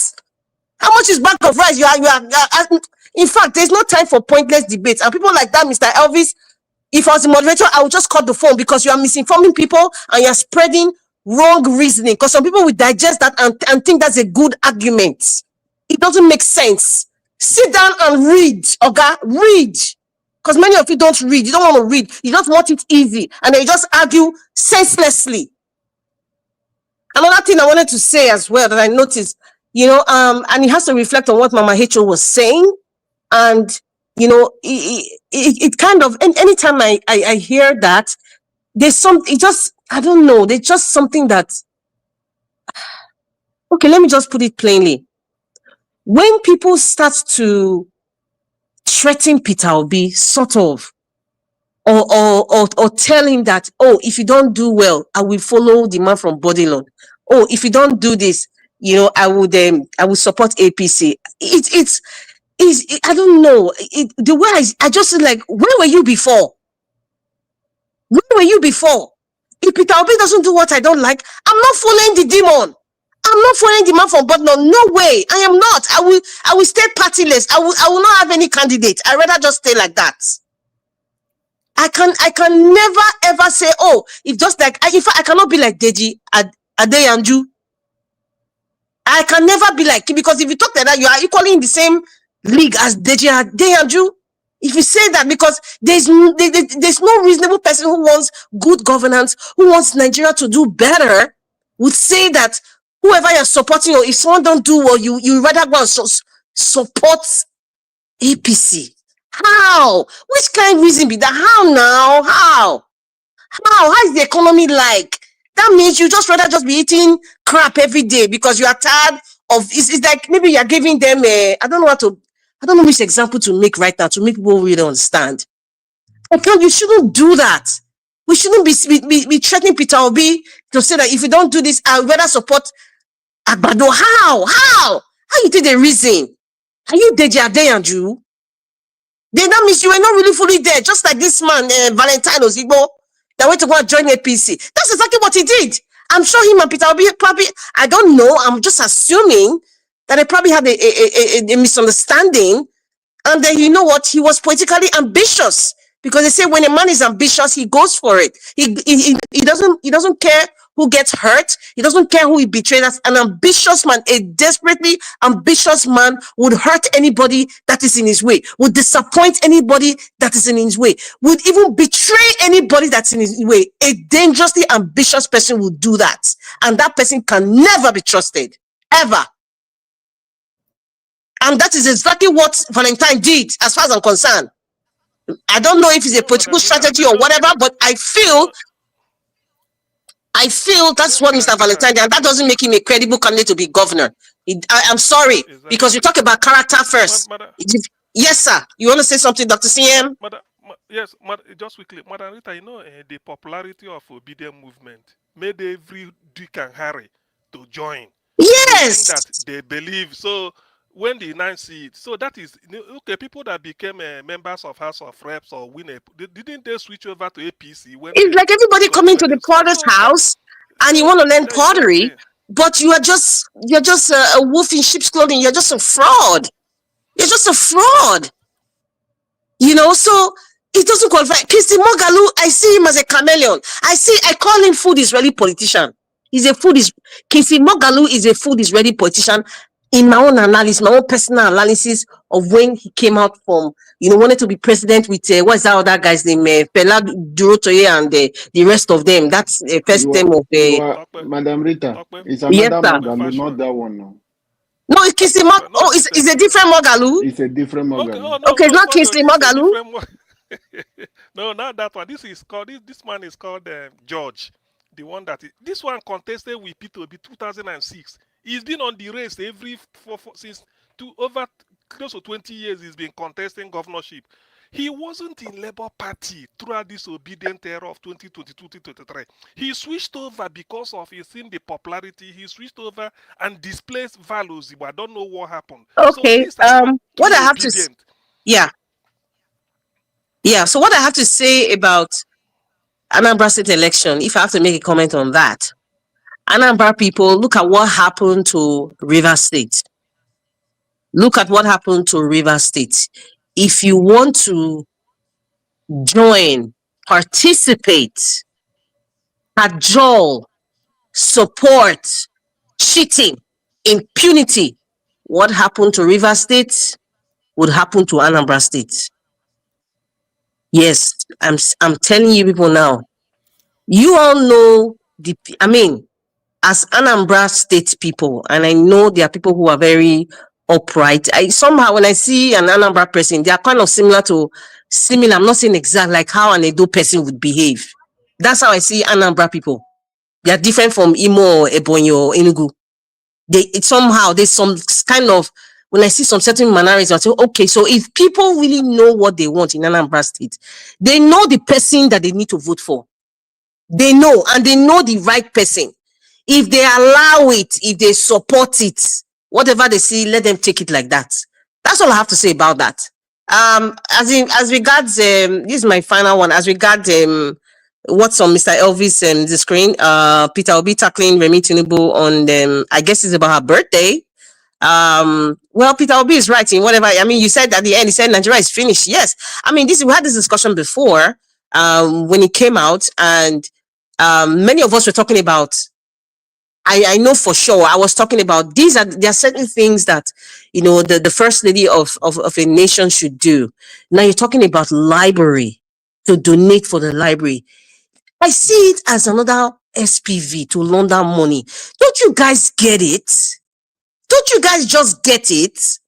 It's not rocket science now. We are at the stage where there's a plethora of information for you to, analyze and understand patterns of SPV, special purpose vehicle. Let me just use the word money laundering. There are patterns, there are ways, there are departments they can create, there are causes they can create for people to bring money. They can even go to the church. The churches, like RCCG, I'm going to call it that as it is. They create patterns to say, oh, donate, as what Adeboye said. Oh, this set of people who donate 1 billion. That set of people who donate 500,000. The other one 500 million or whatever. They do all those things. So therefore, those who want to launder money go through these processes because church business is not taxed. Don't you guys get it? It's not about the library, for crying out loud. It got nothing to do with the library. Look at the convention center in Abuja that they said that they spent billions of naira to do. When this guy Vodi did his birthday party, everybody came out and said it was only carpet that they saw now. The AC was not working. That they've turned to Tinubu center. What IBB put as international center is not Tinubu center. But they spent billions. Nobody talked about that. Nobody. Madam Peter, please, could you sort of educate us more when you say money laundering? I want to see, because these are like people, just like me and you donating money for a cause. Can you explain, educate us more on the caliber of people that launder that type of money within 24 hours or 1 day or whatever? They are getting billions of naira donated. Yes, thank you, Dr. CM. I mean, whatever I say, I think maybe people might know, but they may not really have an understanding of the system. It's still something to be studied. I could say I'm still studying it, but when I study patterns, of how people move money, it's very easy when people like Remi Tinubu come and say, oh, during my birthday, I want this, is that. Or one pastor will come, a very known pastor will say, donate this for God and all that. You just understand the pattern. Then you now see the relationship with these people and so-called industrialists or so-called bankers or so-called entertainers or, people of influence who have some sort of businesses. And then these people can move money because they have I will call it, they have, I'm trying to look for the right word now. Let me just use the word umbrella. They have an umbrella already existing that is well known internationally or even locally, that even when money is moved, it's not questioned. It is not questioned. If Adeboye comes and tell you people now, those of you from the age of 50 above or 60 above, the minimum you donate is 1 billion. And all those people want to move money. This set of people who he knows is doing it for, they want, and by the way, I forgot one thing. Some pastors, this one is not allegedly, they own most of these banks, community banks. It's just like some politicians own multiple political parties. Or it's just like some people that we think, oh, this is what they do. It's not really what they do. They own a lot of media houses. They own a lot of production companies, either for movies or music, or they own chains of hotels, and money is being moved. even so-called of Madam you celebrities. Can I finish, please? Because I'm trying to send a message. They own, I just want to just say that some of these parties, they own some banks, in case you don't know. Just like some politicians own some political parties. And that is why some people, some political parties are no-go area. And I think Peter Obi knows as well. So therefore, moving along, these pastors now, going back to the pastor now, donate this. Those people who know what he's doing, who are participating in this movement of funds, will donate 5 billion, 10 billion for God's work, 20 billion for God's work. And he goes under the church's name. He goes under, I'm using RCCG as an example. He goes under the umbrella, the company called RCCG, right? And this company, RCCG, that happens to be a church, I'm just using it as an example, that happens to be a church, is not taxable. In case you don't know, churches are not taxed. Churches are not taxed. So if this person has a branch in the United States or Europe, the person can easily move. Let me finish, please. The person under the umbrella of the RCCG can easily move this thieves' money to their branch in North America, Europe, Asia, because it's not taxed. I don't know about the UK, but churches are not taxed in North America. Hello? It's not only churches, especially in Nigeria. I just use church as an example. There are different means. No. Even your celebrities participate in this. I want to tell Mama you that is going on there. Yes, Mama Hecho, this is my submission. And I like to flow, please. With all due respect. I like to flow. So my point is, let me just stop here now because I know Prince Alaba wants to speak. My point is, when Remi Tinubu comes here and talk about donate to my blah blah blah cause, this is my own analysis because this is some pattern. It's just another SPV. It's a vehicle to move funds. That is my own analysis. So that's why I said Nigerians grow up. It's not, it has nothing to do with the library. In my own analysis, it got nothing to do with any goddamn library. Thank you.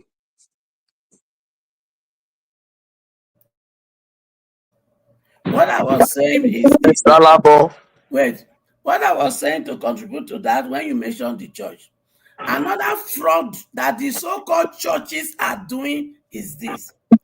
You see, when the school come under church, they are not taxed.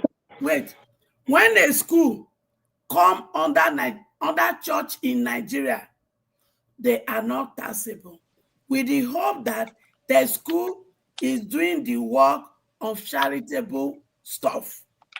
But to tell you that, that is why you see all of them wanting to have a university. They have a university for business. They don't pay taxes to the government because they are trying to put it under the church. That is why the new leadership that will take place in Nigeria as part of the new Nigeria is either you tax the churches or you close them down. They are not doing charitable work. They are doing business, and they are thieves. They are crooks, and they use their private jet to loot Nigerian money to help politicians. Thank you, Mama Ichu. To carry looted money. Thank you, Mama Ichu. Alabo, give nation. Okay. Mama Ichu, are you done? Somebody they interrupt me now. Alabo. They interrupt you, Mama Ichu. You they do thank you. So not be interruption be that. Other people will talk now. But when Rita they talk, since how many minutes did she spend? Mama Hecho, you know that I was quiet and everybody was speaking. You know, even with the Alabo, can you just start talking? Everybody they talk now. So just start talking, please. Alabo, it's your turn. Okay. Good evening, everyone. Good evening, Nigeria Watch. Thank you, everyone on the panel. Nigerians on the comment section, our mommy diaspora, the backup staff. God bless everyone for what you are doing. Yeah, for sure. For me, I know that a new Nigeria is possible. And together, if we unite, we will make it possible. No matter what we are seeing today, the people in power, they are not ready to fix Nigeria. They are there to take what we have. Please, can someone mute themselves? Somebody is on.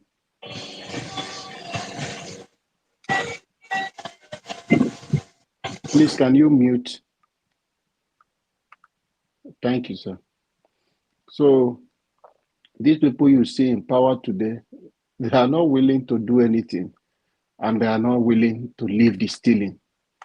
They've normalized corruption, and they make it a way of life for the people of Nigeria. Go to the street of Nigeria and ask them, what do they think about the rigging of election and whatever thing that is happening in Tinubu government? They say now our system now waiting. So it has become a tradition for us that this is our way of life, and we have to accept it and live with it, that corruption is our tradition. It's really sad. It's really sad. And which way out for every one of us? When even the next generation you are hoping for, they have initiated them into that same group of this corrupt set. So you wonder which way forward for us. But all these things should not make us lose hope. My only prayer for every one of us in Nigeria is for us to just come together. If Mr. Tinubu, the president of Nigeria today, succeed for his second term, it will be a dangerous one for Nigeria democracy. Some people, I pity some people who are saying Nigeria, like people like Ruben Abati, who are calling people like Peter and people like Aisha Yusuf, who accompanied Natasha to the National Assembly, calling them street urges. You can see the character of people. You can just see people who accompany their own constituent who said, we will go with you for you to resume work today. And you sit down at the studio calling them street urges.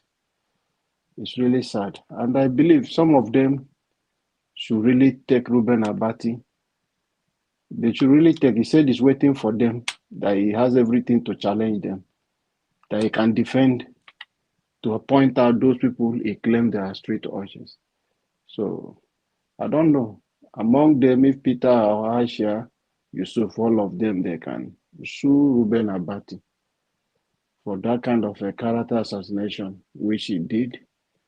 And if anybody should speak to President Tinubu in that manner, like Sowore mentioned it, you see how DSS came after, that you cannot call a president that is a criminal when we know the person we have, who we have as a president, the character of this person we have. It's quite unfortunate. This is a country we find ourselves. However, I will just encourage us to please, because many people are giving up. They are giving up on the country. It looks as if nothing is working. It looks as if there is no way out, because you'll be more frustrated if Mr. Tinubu succeeds the second term. It will be more frustrating for Nigerians. It will be more frustrating.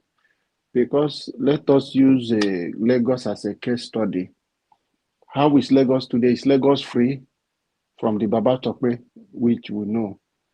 It's whatever thing he decides. Since after he finished, he left office in 2007, he left office. From 1999, he was a governor of Lagos State. Until today, Lagos State have not seen any freedom. Whoever that wants to be a governor has to go through him. Even after you finish as a governor, you become useless. Your relevancy, he is going to march you down. Because of what? He doesn't want any of them to go further. He doesn't want them to shine That is why he's claiming that he's the one that built Lagos. So Fashola was useless as a governor with all the infrastructural development which Fashola contributed as a governor in housing and other things which he did in Lagos. And people commend him for that.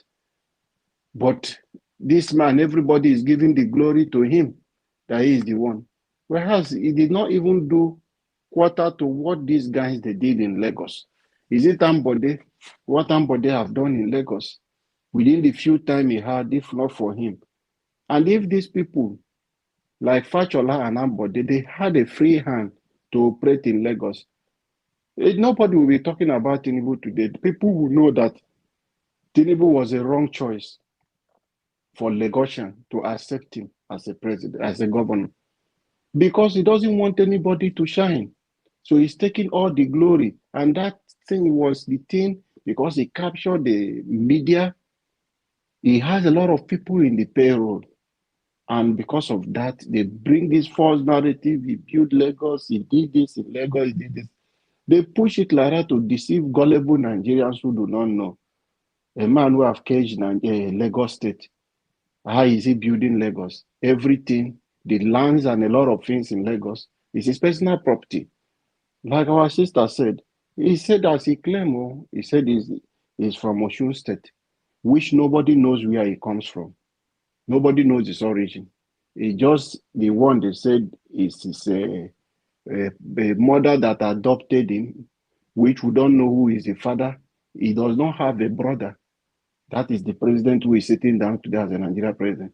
No brother, no sister, no trace of history, of family. That is a problem we have in this country. And nobody cares.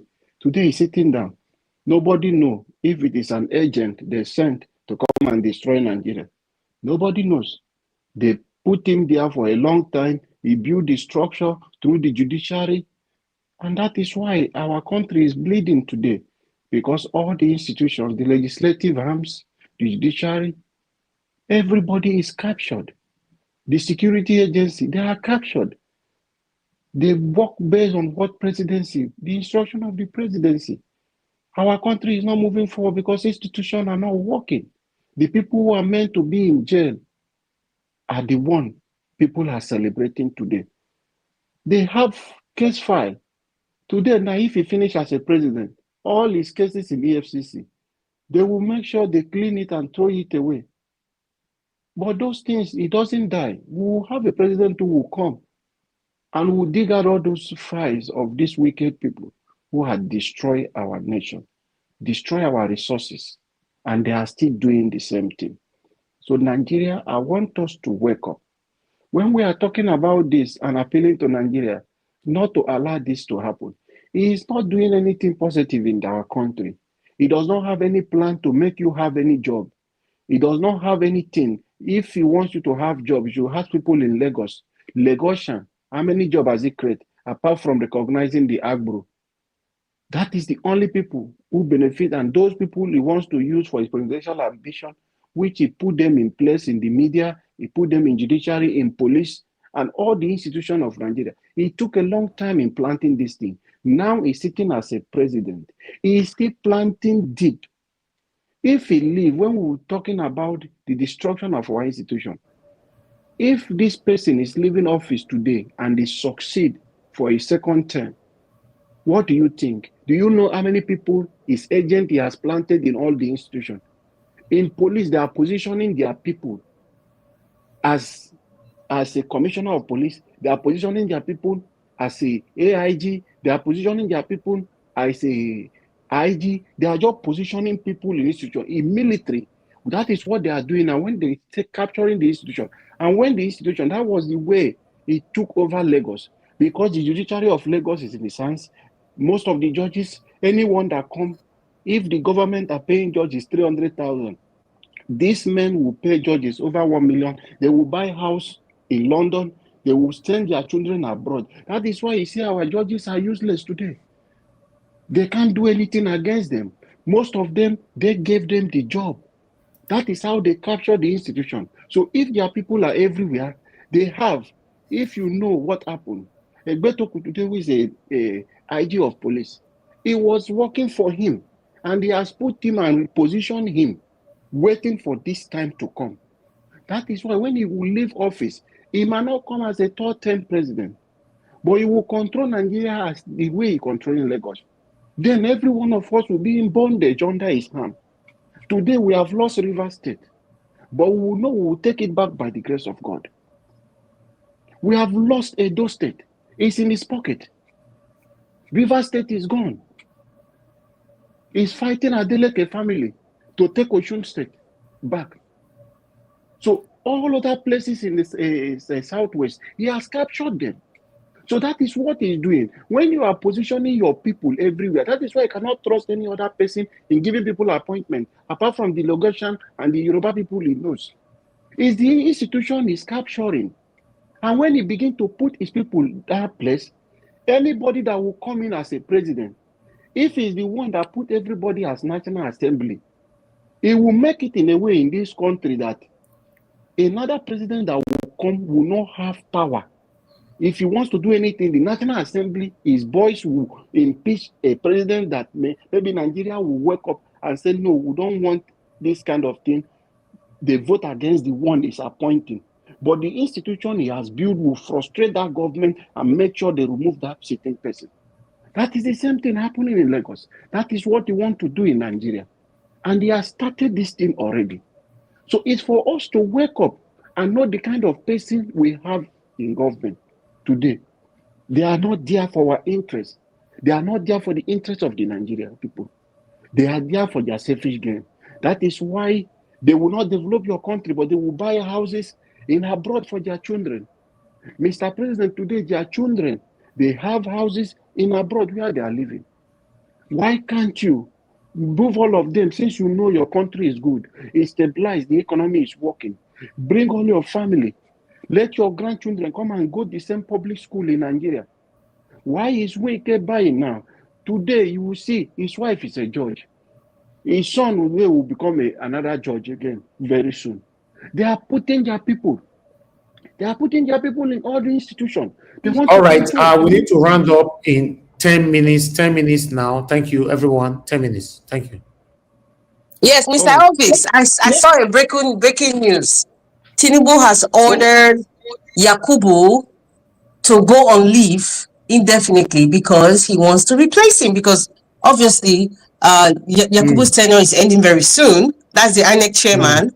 So I heard that there are 3 people that they're probably looking at now, possibly. One of them is an Igbo person. I think the first 2 are 2 Yoruba men who were wrecks in various states during Now the Yoruba election. man they choose. Of Na course, Yoruba man they choose. of course. now Are the you kidding me? Yoruba Of man, you no course, go it's going to take be am. a Yoruba man. Batman, they will- Wait, let me say something. Now, Let only me 10 say, minutes we get to all this say something. wait, 10 minutes. Thank you. why did be say you dey get problem with me when I want talk sef? When Rita dey talk since, when Me I Osoro never dey talk. talk, Una just Mommy, take eh? all mommy, our minutes only you finish. don't dey Naija talk for watch. this channel. Can I just Just say take Everybody our dey something? minutes cover. finish. Oh. Hello, please let me say something. I want to clarify some things, especially the obedient. There are a lot of things you people don't know. So when somebody is talking from a well-informed information, stop writing rubbish. There are things you don't know that I know, but I'm not coming here to tell you. I say like this because there are things that you don't know. There are things we need to repair if we want to drive Agbado out of the place. Ever, you don't know nothing. So if I call Mr. Peter Obi 100 times, it's none of your business because you know nothing. Mr. Peter Obi promised my children good governance. And that is why I am inside it because of my children. So if he promised my children good governance and he does not take his time to bring a credible candidate for them to follow in Anambra State, it's his fault. Let's call a spade a spade. Because whether I like it or not, if I don't win Anambra State, you people will be a laughing stock. Mama Hecho, I think it's wrong to assert that if it will be Peter Obi's fault, if the candidate, because at the end of the day, power belongs to the people. Peter Obi doesn't have the power. He just has the influence, not the power. We're not going to give the power to Peter Obi. Can I speak on this issue? Mama Icho, wait, you wait. Mama Icho, wait. You don't talk the main thing. Let me talk for this thing.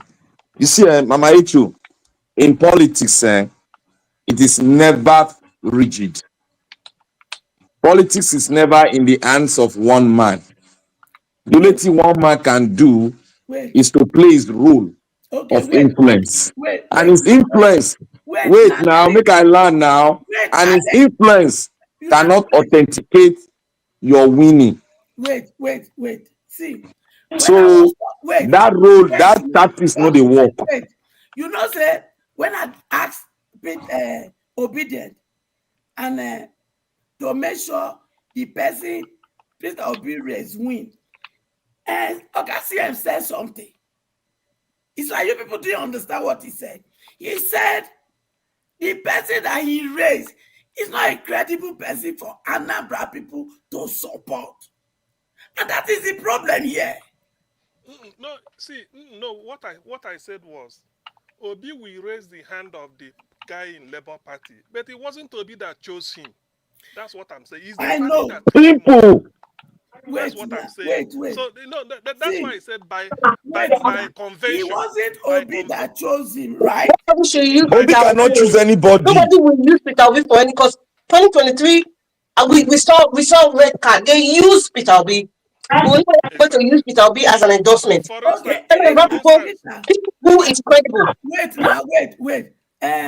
SCN, it's not Obi that choosing. And Anambra people. Now Labour chooser, not be Peter Obi chooser, madam. You listen to me first. It's not Obi that Obedient are not Labour Party. Obedient are different people. So that who Labour Party bring doesn't mean Obedient will support that person. Then Obi is not supposed to raise his hand. That is it. Obi is supposed to raise his hand. That is the duty of a leader. Obi live in Labour Party, so if Labour Party bring person come out, Obi have to raise up that person hand because it is Labour Party that bring it out. Obedient did not vote for our brother in Edo. Exactly. Did Peter Obi not raise his hand? Hello. Was it Obi that brought Akpata? Olumide. Peter Obi did not. Peter Obi support him, but Edo Obedient did not support Olumide. Hello. Simple. Listen, if you people are having this mindset, you can never get a new Nigeria. It's not the mindset, madam, my mama. It's not the mindset. Let mama look. Politics is all about the people. It's not about one man. Okay, now listen. I want to place myself. Permit me. Just permit me. Permit me to place myself in the shoe of Peter Obi. If I place myself in that shoe, when 2022, 2023 happened, as the person that the youth are now supporting, in order to avoid blunder again, I will be involved in every step, knowing fully well that they are going to give me a candidate that I will present to the movement. So I must be involved because of No, you are getting it wrong, Mama Echo. You are getting it wrong. See, Mama Echo, you don't understand the way this thing is going on. You have to understand Nigerian politics very well. The party brought out a person, and when he brought out a person, that is Labour Party. Obi is still in Labour Party. Obi is mandatorily have to lift the hand of that candidate, whether it's a devil or one person. He got to leave because he's still a member of the party. And who chooses a candidate? It is the Congress. That is the people. It's not Obi. There's one thing we need to realize. Whoever becomes governor, whoever Peter Obi supports, and let's just say he becomes the governor, it's not a guarantee that that person will support Peter Obi during the 2027 election. So you see, at the end of the day, it depends on Anambra people. Hello. Let's You take can put Peter in Obi the out hand of of the one question. person Nobody now. will use Peter Obi again this time. It's a no. Nobody will Nobody use go use them again. Hello. That means all of us, including me, the road to our new Nigeria, the road to get good governance is questionable. Mama Hecho, no, you are getting something wrong here. I have to come in here. You are getting something absolutely wrong. Because the Nigeria of today, you and I know very well that the Nigeria of today.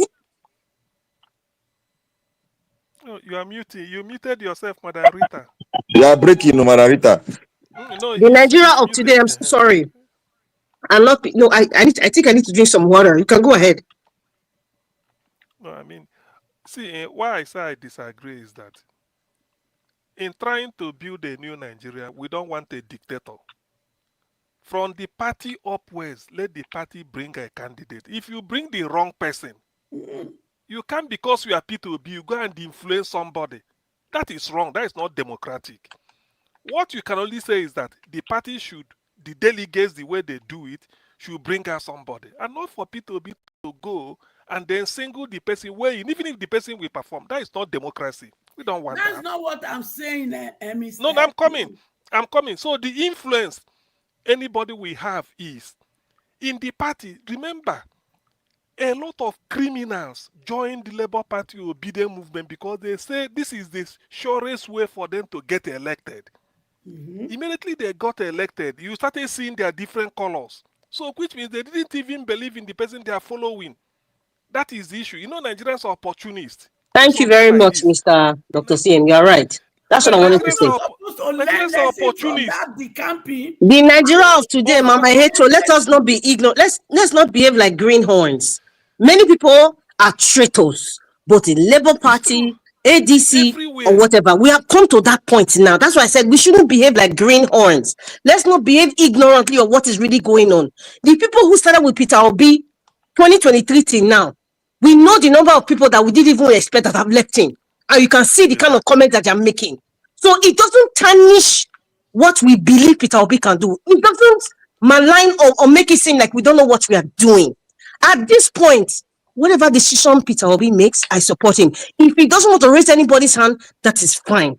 If he wants to campaign if he wants to campaign under the Labour Party for that candidate, that's fine. But nobody will use Peter Obi because we have a lot of people in the Federal House of Rep that have become, they just use Peter Obi to come in. So you saying that is that we don't know what we're doing if we're thinking that way. It's because of the present day Nigeria, the kind of characters we have right now. Nobody trusts anybody. Peter Obi has been betrayed. Peter Obi has been insulted for the very people that he supported, for the very people that he carried along. So he cannot and behave stupidly now and make people use his popularity or his influence just to get a political seat. You understand? Look at Osun State. Let me add to you, Madam Rita. Adeleke has declared that 2027 he's supporting Abado.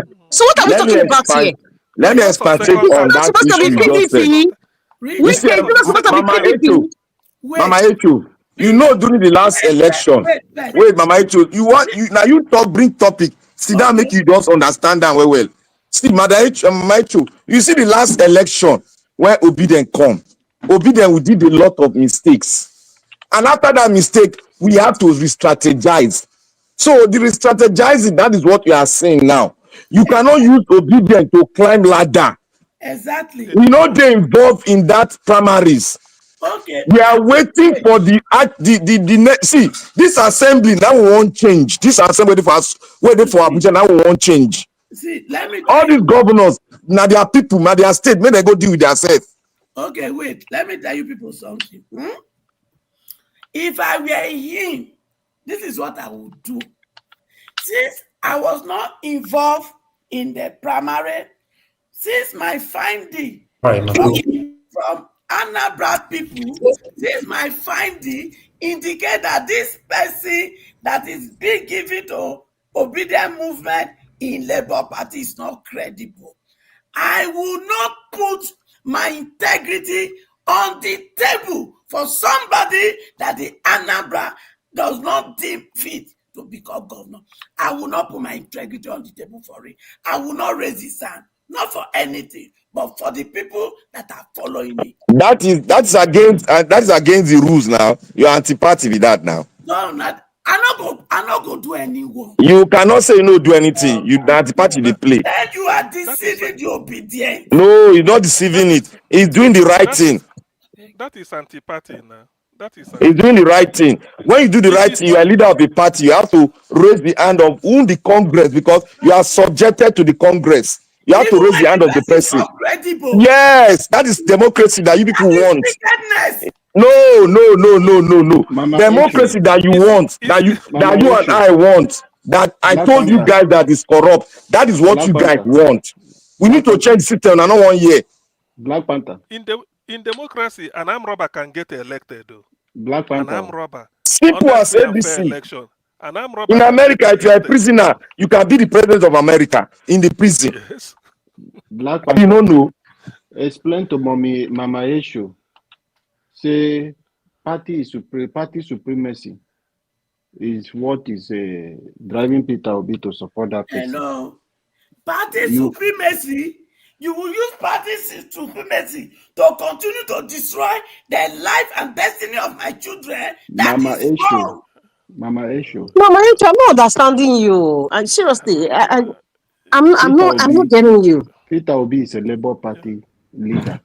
All right. And if the people do primaries and accept Peter Obi, your children know what they call left and right. May they vote for the right person. They don't want vote. They do collect money and vote. Nobody will use Peter Obi again. Nobody will use that. We want to change the National Assembly. Now they will wait for them. If they come Congress, make ADC ready first. We will see them. How do they win the next election? All right.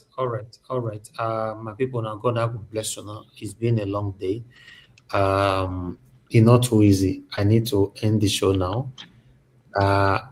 Fortunately, I can't say unfortunately. Fortunately, I'm waking up very early in the morning by 5 a.m.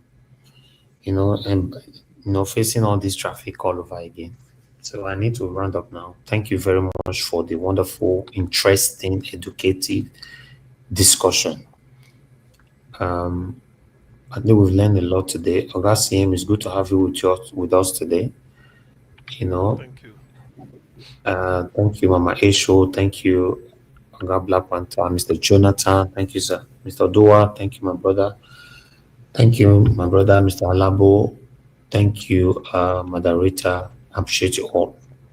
Thank you, Oga Midwest people, for coming in earlier on. I appreciate you. Thank you, everyone. And those of you that called in, Mr. Joseph Orji, Tony Africa, and many others, God bless you all. And thank you for those of you that supported us today. Thank you, Kes Dogerahi. Thank you very much. I appreciate you. Thank you, Mr. Joseph Orji, and many of you right there. Mother of Obama Diaspora, thank you very much, Mommy. I appreciate you, Mommy. Thanks for all that you do. Thank you, Abu Azim, my brother. I appreciate you. Thank you, Mother Peggy Modi, Eva Line. Thank you very much, Grace Holmes. Thank you, Kerry Bay. Thank you, Patience Demudia. Thank you, my people. I appreciate you. I appreciate you all. We've come to the end of this broadcast. We need to end up right now. I'll see you guys again tomorrow. Fingers crossed. By God's good. Now, since I know if you do pre-recorded video throughout today, we'll know how busy. Probably tomorrow might also be like that. It's not easy, but we will still do at least one. We'll give you now 1 or 2, but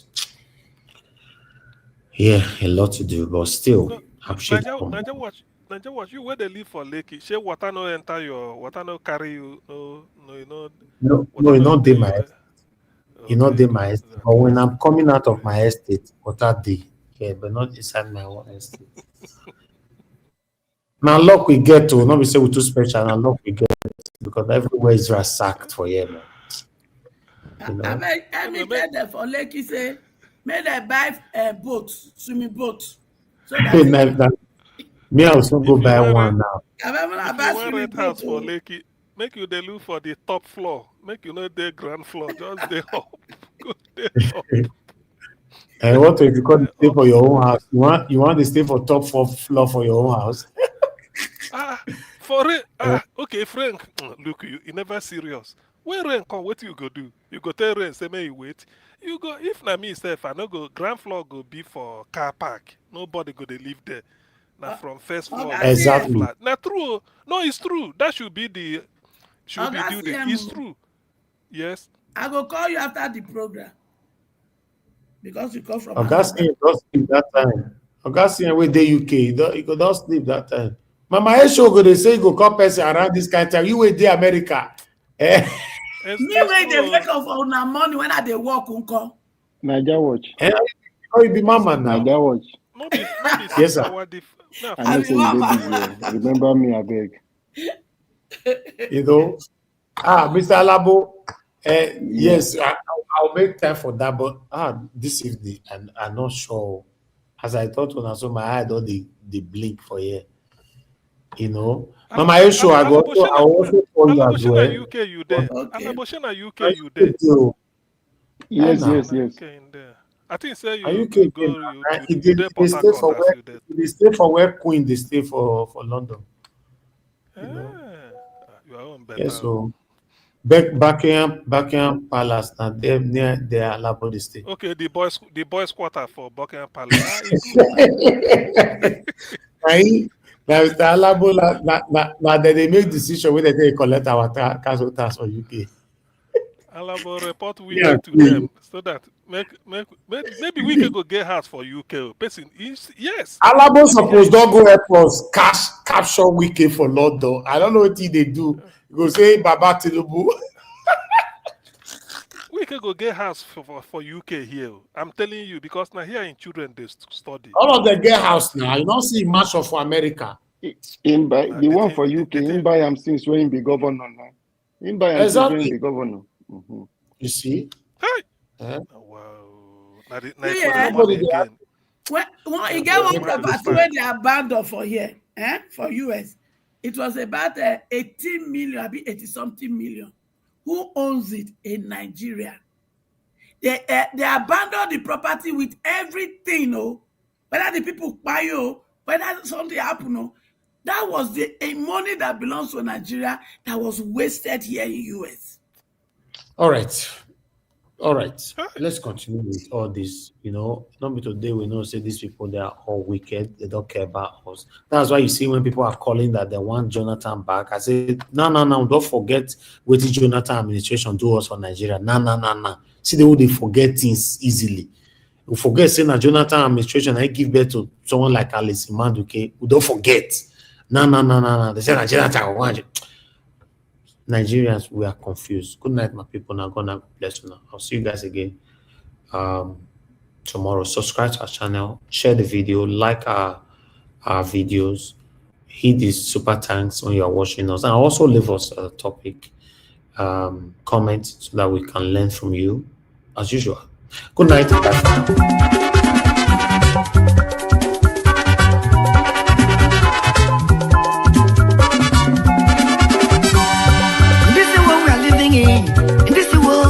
All of us today in motion.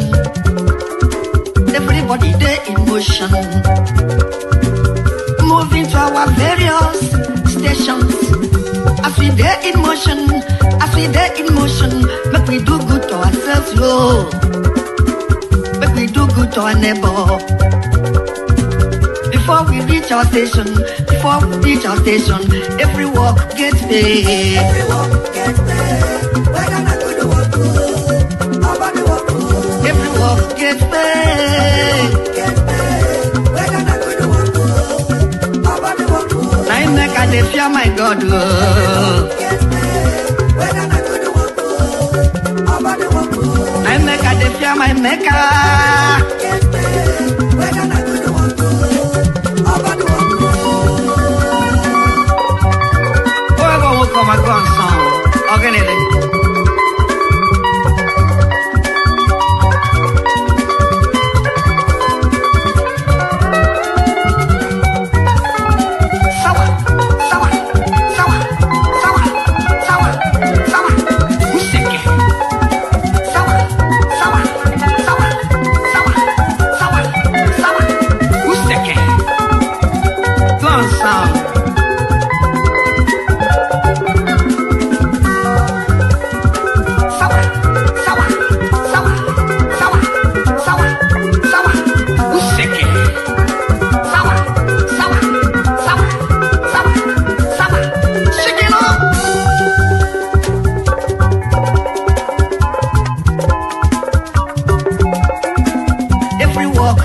kete.